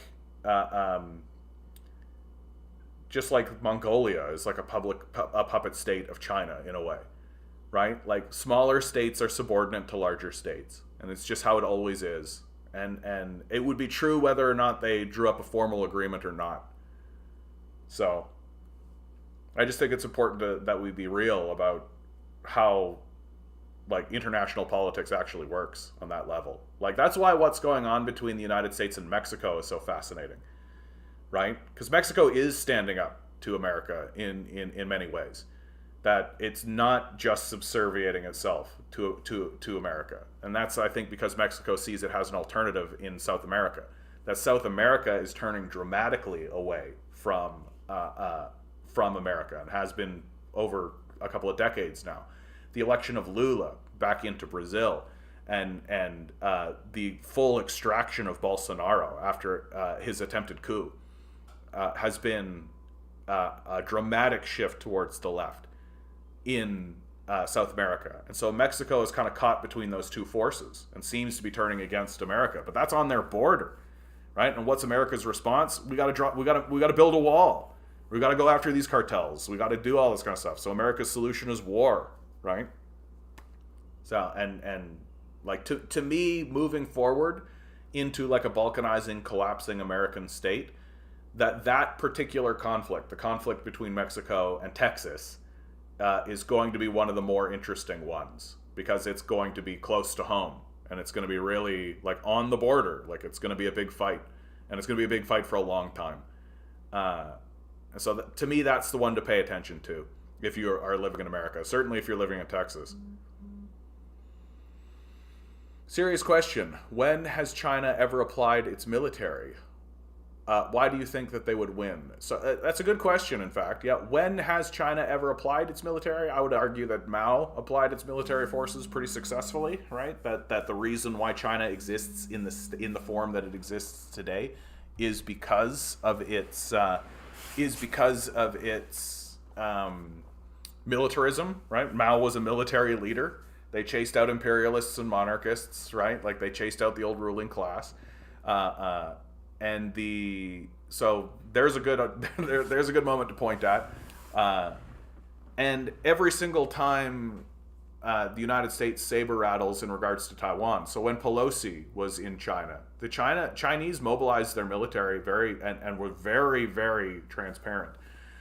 They were like, look at all the tanks we have. They literally ran aquatic tanks. That's tanks that can go into the water with the intent to get to Taiwan. So they don't need to load tanks into boats and then load those tanks off of boats. They can just take the tanks into the water and go straight onto the Taiwanese shore. And they ran those tanks along the beaches. They've run military training exercises all throughout the the South Chinese Sea, including doing flyovers of Japan, right? Like there's a lot of, and then you can take a look at the Americans' own statements that the Rand Corporation, that's the Pentagon, has said several times that if we got into a full open shooting war with China, we'd be out of bullets in a week. Like, and do you think China's going to be out of bullets in a week? I don't. China has 1.4 billion people. We have 300 million. Like, to me, it doesn't take a lot of calculation to sort of figure out that if we get into a full open shooting war in China over Taiwan, that we're going to lose. We're going to lose for simple reasons. That the Chinese are going to view that as an existential threat. They're going to see that our attack on China is an existential threat for China, that our goal is to destroy China, and they're not going to let that happen. Whereas it's not an existential threat for the West. And I'm not signing up to fight against Chinese people, just like I'm not signing up to fight against the Russians, right? I'm not signing, like, and then you take a look at reports that come out of the American military where they say 70% of, if there was a draft, 70% of people would not be eligible to actually be in the military for various reasons. So it's the numbers are just against America. The numbers are just against America. China is in population collapse. No, it isn't. China has only got to 2030 to a world power. No.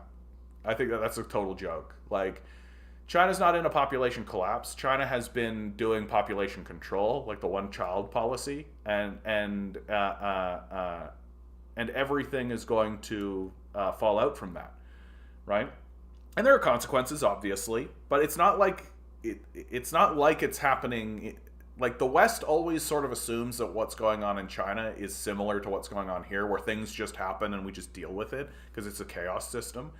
The Chinese are very well aware of what's going on. Yeah, Ligon to Z, of course. China's about to collapse for the 300 trillionth time. Yeah, exactly. Like, there's no sign whatsoever that China is in any kind of collapse pattern. Like, if anything, their economy is growing and they're getting stronger. That you can take a look. Even the IMF, even the World Bank, even the OECD is saying that China is growing. Like even the Western powers are saying that China is growing. There's just no evidence on the table to suggest that China is experiencing a collapse.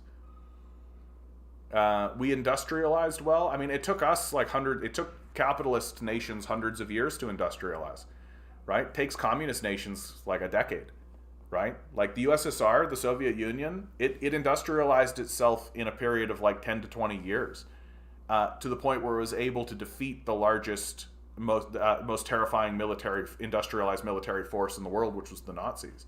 And they did that in a space of 20 years. It took us several hundred years to industrialize because capitalism gets in its own way all of the time, right? We're constantly in a state of reinventing the wheel and having people compete against one another, right?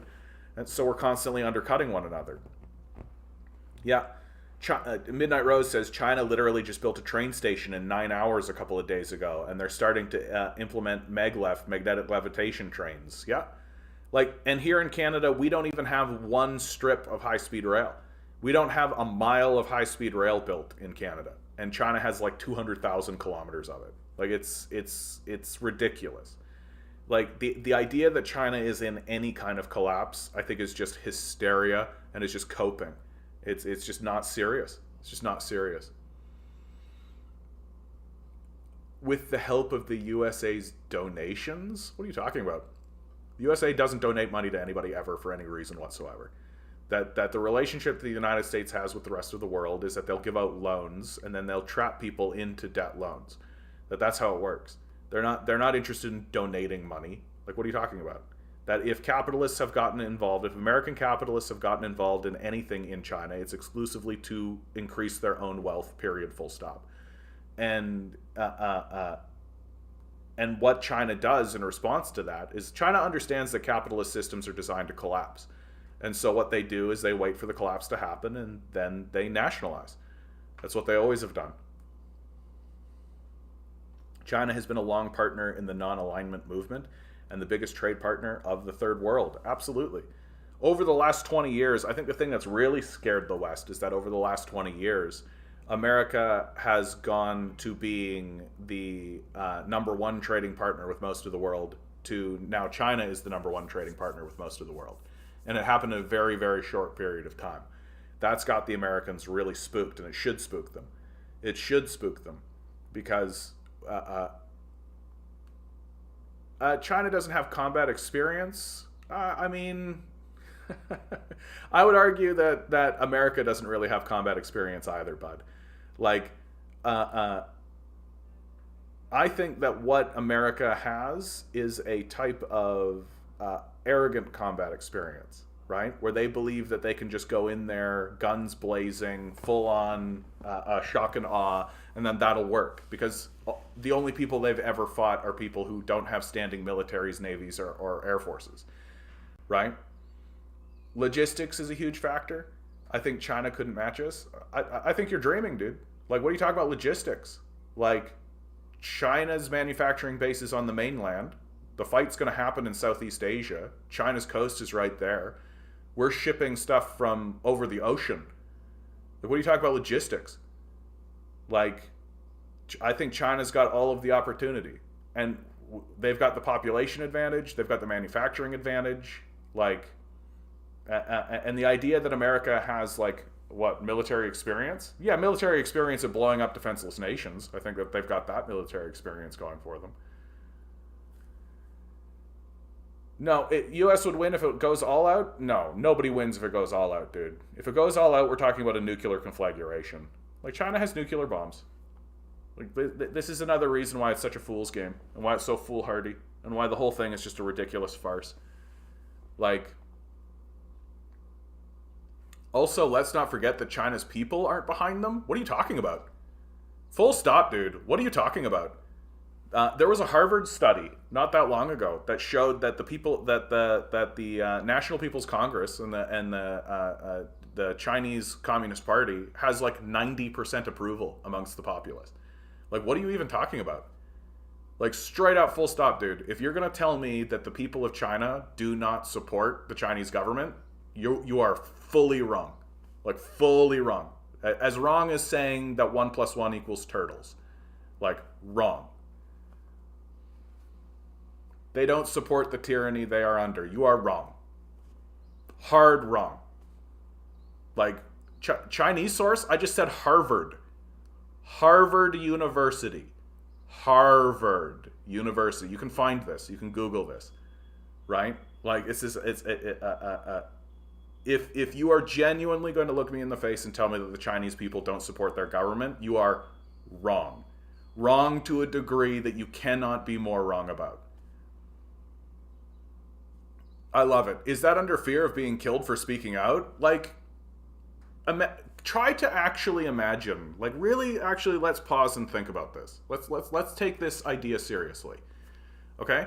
Let's just pause, full stop, and let's actually think through what it would mean to live in a society of 1.4 billion people where you are in this constant state of fear that if you speak out, you're going to get, what, shot or something? Okay, well, you know how we disprove this? Go on to Chinese TikTok. Go on to Chinese TikTok. Literally go download Chinese TikTok and go take a look at what happens on Chinese TikTok. This idea that the people of China are not critical of their government is a farce. The idea that people in China are afraid of speaking out against their government is a farce. It is a total psyop. It is a complete propaganda lie. Look at how China handled COVID. They don't care for the people. By percentage, China's death rate was way lower than the United States, dude. Like, way lower. Way, way, way lower. And when the people of China actually protested about what was going on, China responded. Right? Loosened up restrictions. Like, I really don't know. And Kim Jong-un has high approval rate as well, right? Correct. Like, all you're doing is inserting into your thinking pattern that people are standing there being like, I love the leader. I love the leader. The leader is good. The leader is good. And there's no evidence of it. And frankly, if you pause and think about it for even 30 seconds, you realize that you can't actually run a country that way. You can't actually run a country that way. Imagine trying to point a rifle at 1.4 billion people and keeping 1.4 billion people in line by the force of terror. It just won't work. It literally will not work that way. Right? It just won't happen. North Korea says different. I mean, probably your weird little, like, Joe Rogan podcast that you listen to, right? Where you have this, like, obvious liar lying about what's going on in North Korea, right? I don't think it's a Nazi. I just think that there are people who have bought into the idea that American exceptionalism is good. Like, that it's going to happen. Tinker. Marcus, this guy's perspective isn't even his own. It's regurgitated from grifters that have sold stories on conservative media for cash and airtime. Yeah, that's essentially it, right? That the most, hey Tesco, how you doing, bud? The most popular position is, or the way to become as popular as possible is just tell people what they want to hear. Give the people what they want, right? So if people want to believe that America is the greatest country in the world, then you tell them that. Right? Chinese uncensored Falun Gong media, yeah. They're developing technology monopolies in global markets. They have largest access to rare earth deposits, and their logistics is unmatched. Yeah, the British tried to run China that way. They literally overthrew them and chose communism. Yeah. Like, You cannot point a gun at 1.4 billion people and rule. You just can't do it. It's not possible. And it's like the number one way to discredit yourself as fast as possible. It's not fair. There are heavy regulations that limit freedoms. So that's a funny way of saying that they pass laws that they expect people to follow. Right? Like, we here in the West are so used to being ruled and governed by chaos that let chaos reign is essentially our ethos, right? We say it, let the market decide, right? But that's let chaos reign, right? So, and when we do pass laws, we don't expect corporations to follow them. And if we do punish corporations for breaking laws, it's through fines. So we fine them, right? So it's just built into the pattern of their thinking, right? That corporation says, oh, the fine for doing this is $1 million or whatever, but we get $10 million for doing it, so let's do it. That's the way they think. That we under no circumstances do we incarcerate the wealthy or the powerful in this country, right? Whereas China will literally execute billionaires, and they did. When they had a financial market collapse that happened, they executed billionaires for it. And so passing laws and then expecting people to follow them is only foreign to us because we don't do that. We don't pass laws and expect people to follow them, right? We let chaos reign and let the market decide. That's what we do. So when you see a country that's actually choosing law and order, it looks foreign. It looks strange. C.R. Strifey asks, so why can it be done with 40 million or 400 million? Are you talking about ruling at the barrel of a gun? It can't. You can't rule that way. You literally can't do it. You can't just rule with fear. It's just a narrative. It's just a political narrative that enemies use on one another. That you have to govern through consensus. There's no other way to do it. COVID disagrees. I don't even understand what you're talking about. Like, I genuinely, dude, like, what are you talking about? Like, are you talking about America? Like, what happened in America didn't happen because people were being the military didn't come in with guns and point guns at people. Like, that's not what was going on. That COVID itself was an existential fear for people. People were afraid of COVID itself. Marcus says, I'm having trouble discerning what's propaganda with these stories of fracturing of Putin's front line, supposedly new factions of renegade units defecting from the Russian military. Yeah, don't pay any attention to any of it, dude. There's no reason to pay any attention to any of it. Like, the situation that's happening in Ukraine is fairly obviously that the Russian military is steadily moving its forces forward. And we are kind of just going to be in a wait-and-see sort of pattern. Are they going to move on Kiev? That's the big looming question mark. And so all of the stories of like renegade units and all this kind of stuff, right? It's like the Ghost of Kiev, right? Remember when the war first started, there was the Ghost of Kiev story where there's this fighter pilot that was shooting down a bunch of Russian planes and so on and so forth. Like, it's all just nonsense. And most importantly, and I've said this before, I said this when that war started and I will continue saying it. It's nonsense from all sides. That's the reason why you shouldn't really bother trying to discern about what's going on with it, because everyone is incentivized to lie. The Russians are incentivized to lie about how successful they're being, and the West is incentivized to lie about how badly the Russians are doing. So everybody's incentivized to lie.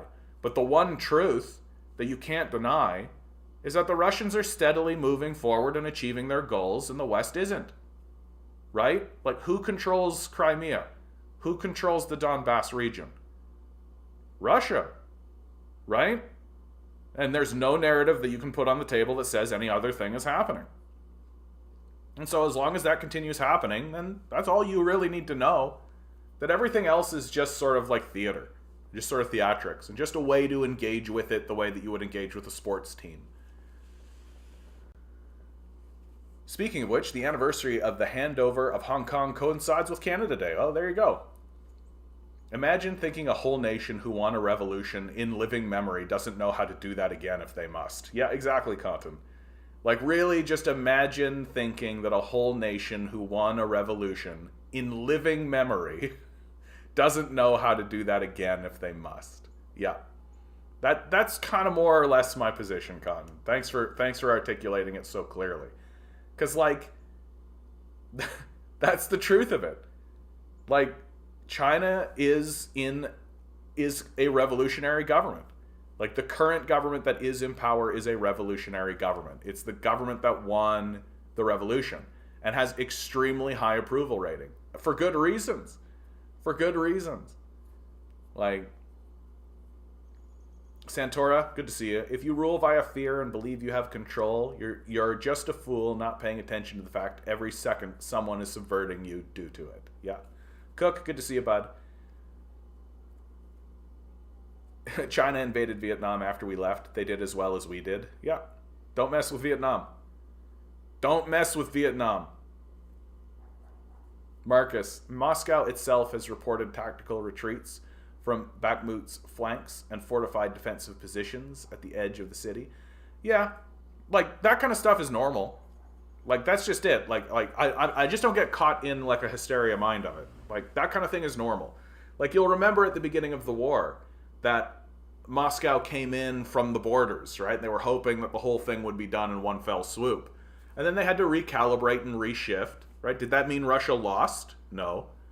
It just meant that there's a tactical restructuring. And I'm sure that Moscow reported tactical retreats from Bakhmut's flanks. Like I'm sure.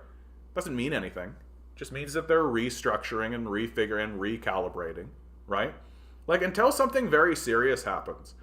My position on that is that Russia is attaining its objectives and is pushing forward to those objectives.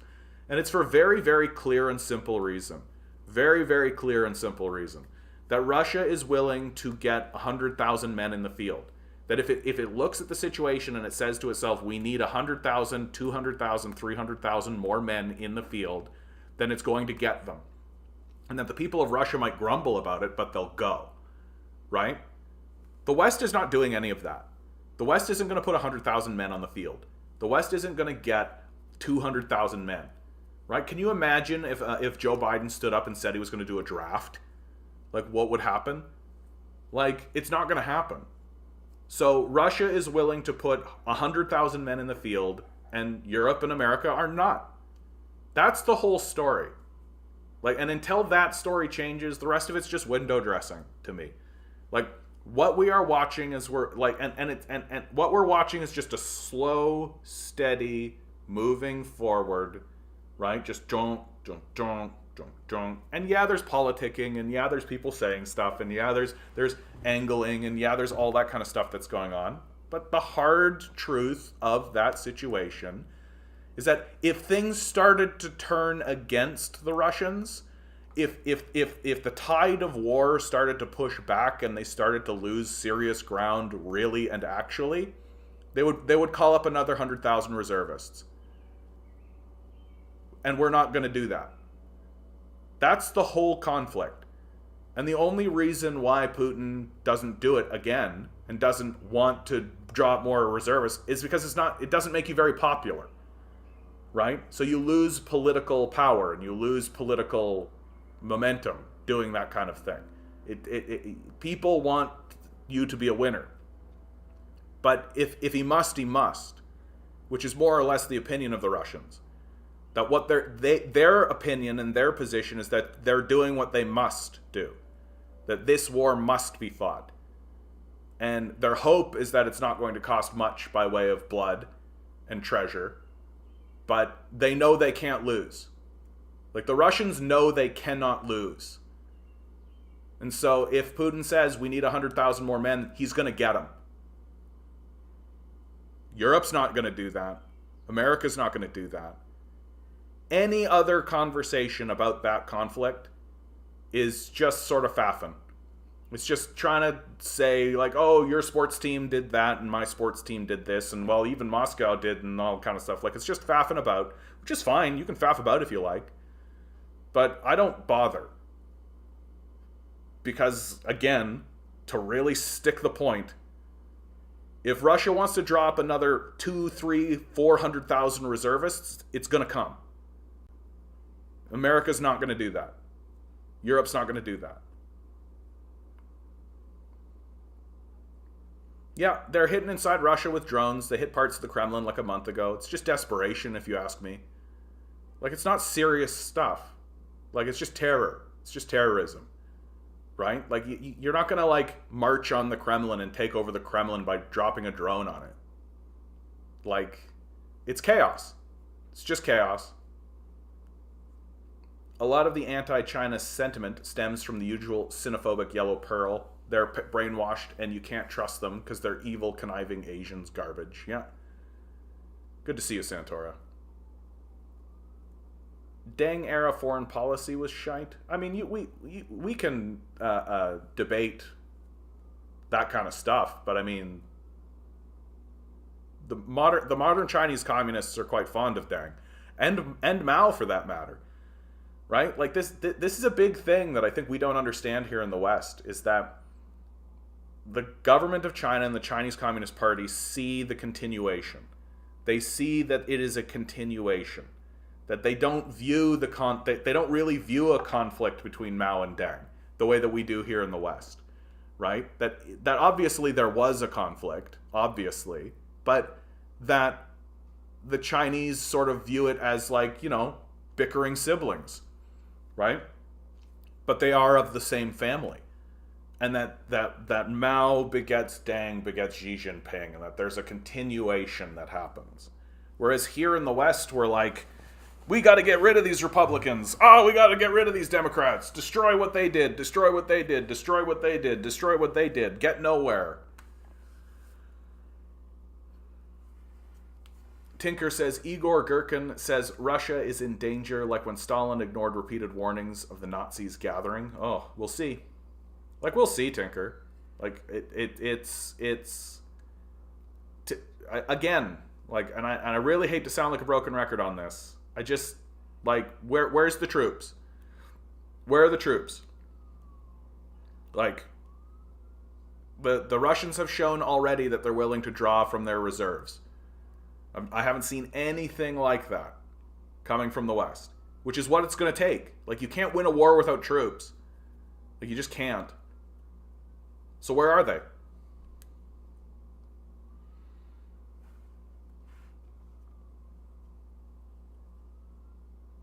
Igor Gherkin is the man responsible for the rebellions in East Ukraine in 2014. Yeah, I mean... like, Stalin beat the Nazis, though. Like, that's what makes that so funny to me. Like, Igor Gherkin says Russians are in danger, like when Stalin ignored repeated warnings of the Nazis gathering. But Stalin beat the Nazis. Like, Stalin beat the Nazis. The betrayal will come inside the Kremlin. Yeah, I mean, that's possible. Like, it is possible that there'll be, like, an internal coup. Like, it's completely possible. But we're just in this, like, really speculative period. Why isn't Russia done yet? I think that there's a lot of factors that are in play on that. And one of the big ones is that Russia doesn't want to just carpet bomb the place. I think that's the biggest one. I think that Russia is not interested in just leveling the place completely and killing a bunch of people. That's just not how they're doing it. But they're being very slow. They're being very methodical. They're taking a lot of time. And you can see a lot of Western correspondents commenting on this and acting very confused about it. Like, why aren't they just leveling the place? Why aren't they just destroying? That's what we do, right? That's how the West operates. The reason I say that I'm struggling with propaganda is because the Kremlin announced they killed over 70 terrorists identified as possible defectors in Russia border village. He's been right about this war so far. He said that Ukrainians will be striking inside Russia a year ago. I mean, I don't know. That's not a big prediction. Like, the war starts and a guy says, yeah, we'll be throwing bombs into Russia. Like, yeah. Like, yeah. I'm like, that's, I don't know. I don't really know how to comment on this. Like, war is crazy. There's lots of crazy stuff that's going on. But, like, the core issue is who's got the troops and who's pushing the action. Like, just because they're, like, throwing a couple of missiles towards the Kremlin doesn't mean that they're winning the war or that there's a significant threat there. Like, war is crazy and chaotic, and crazy shit happens when it's going on all the time.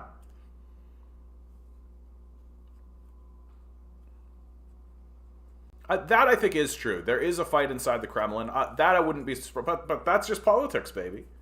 Like that's just politics, baby. Like we'll see what happens. Will Putin be overthrown? Right? Will Putin be overthrown? That's the question. And it could happen. Like I'm not trying to say it wouldn't, but it's all speculative. Like that's the thing. Like it's all speculative. Like the backstab and betrayal of Russia will come from within. We'll see. Like, we'll see. That'd be wild, eh? That'd be really, really wild. That'd be bad for the Russian people. That'd be really, really bad for the Russian people. Because, like, what's so wild to me is, like, oftentimes Westerners will say this as if, like, Putin isn't aware. Like, he's probably pretty aware of it. Like he's probably pretty aware of it. Like the people who are the most connected to the political system are the people who are operating within it. And I bet Putin is always looking for daggers.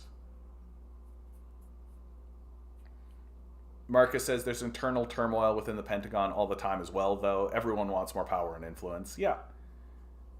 Like,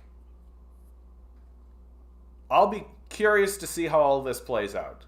I think is where I'm landing. Like I don't really have much interesting commentary to make on it because so much of it is just like it's chaos. It's war.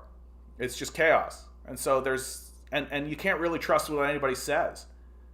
And everybody's got their own reason for saying the things that they say and doing the things that they do. And there's always there's always an underlying game. There's always something else happening. And the things that they're saying to you are like interesting, sure, but they're not even prophetic, right? They're not even like true. Like, and a lot of them can just be like rallying your own forces and rallying your own support and securing your own positions, right? And trying to build up support for your own coalitions. Like, it doesn't need to be true. Right? It just needs to sound good, and you just need to build coalition power all the time. Yeah, NATO pushing the war narrative all the time, absolutely. Yet you're not allowed to mention peace in the mainstream media, absolutely. Like that's absolutely true. Isn't that wild, eh? It's because peace. There's no money in peace anymore. Capitalists don't know how to make money during peacetime. That war is good for business. As simple as that. Like, go to war, destroy anyone. I think the scariest thing that's happening today, the thing that I will comment on, is that the West clearly doesn't know what diplomacy is.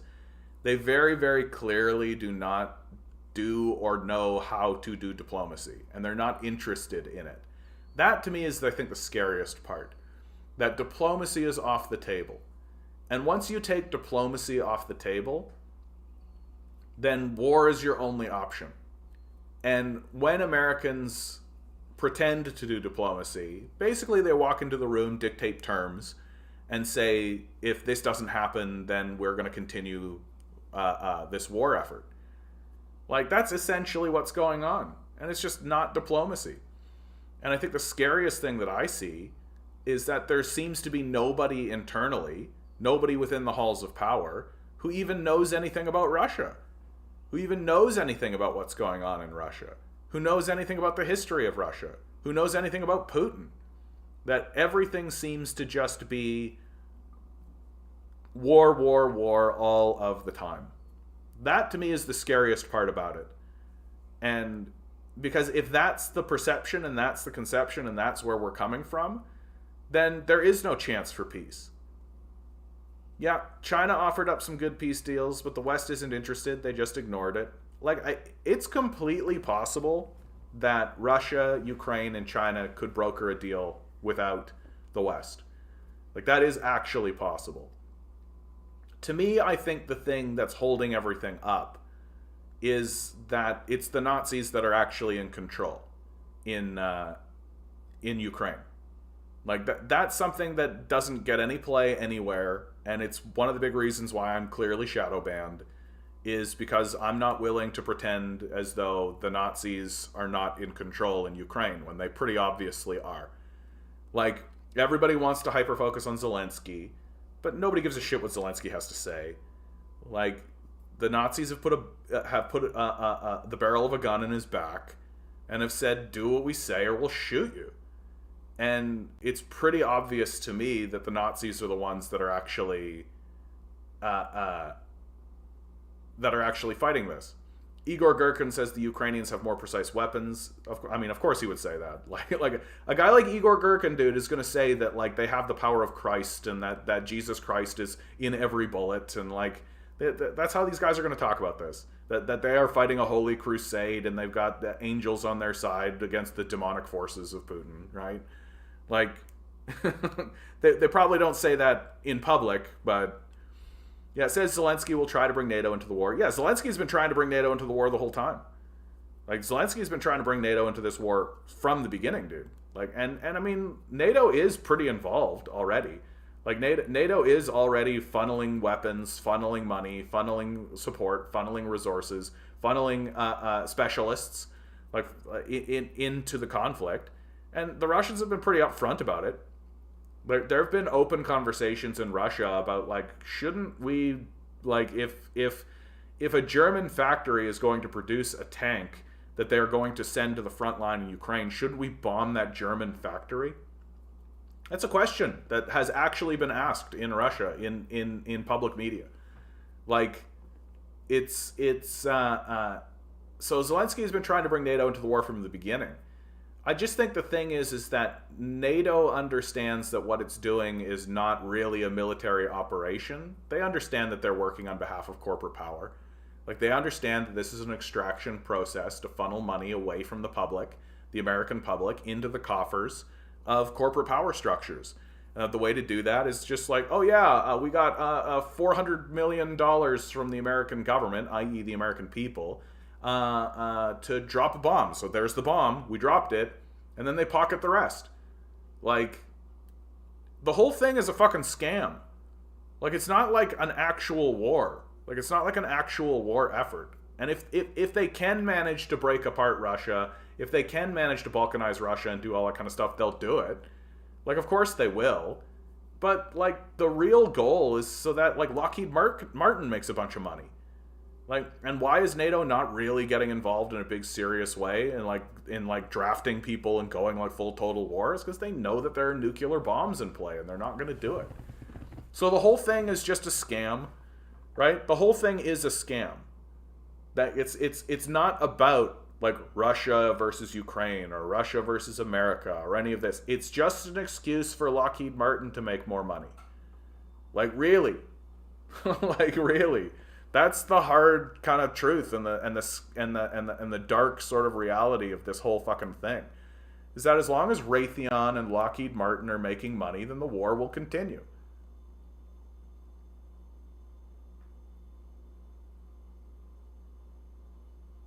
Igor Girkin fought as a conscript and volunteer in the FSB unit in Chechnya. He also fought as a volunteer in the Balkan Wars with the Serbs. He's considered the father of the Ukrainian rebellion. He's predicting the breakup of Russia if they don't change their posture and bring 1 million plus into Ukraine. Interesting. Like, again, we'll see. Like, it seems to me like here's a guy who is like rallying his own side, right? Yeah, I'm completely opposed to providing weapons in countries at war. Yeah, it's terrorism at worst and illegal arms dealing at best. Yeah, like but we're pretty scummy, right? Like we're pretty scummy people. That's how we operate. Like we've been funding far right like Nazi level people. Like that's how we deposed Gaddafi in Libya.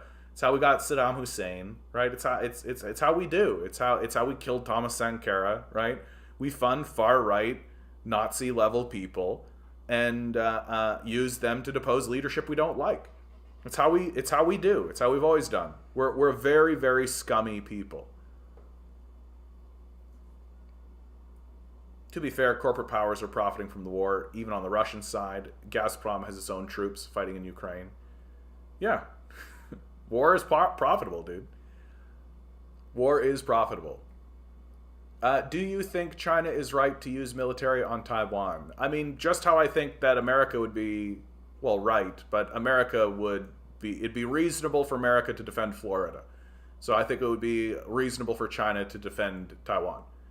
Like, Taiwan is part of China. It's been internationally recognized as part of China since the 60s. Nixon recognized it, and so has the rest of the international community. This whole Taiwan is its own independent nation rift is extremely new, and it's so obviously a way to just foment war against China. It's total nonsense and it's total bullshit. Taiwan is part of China.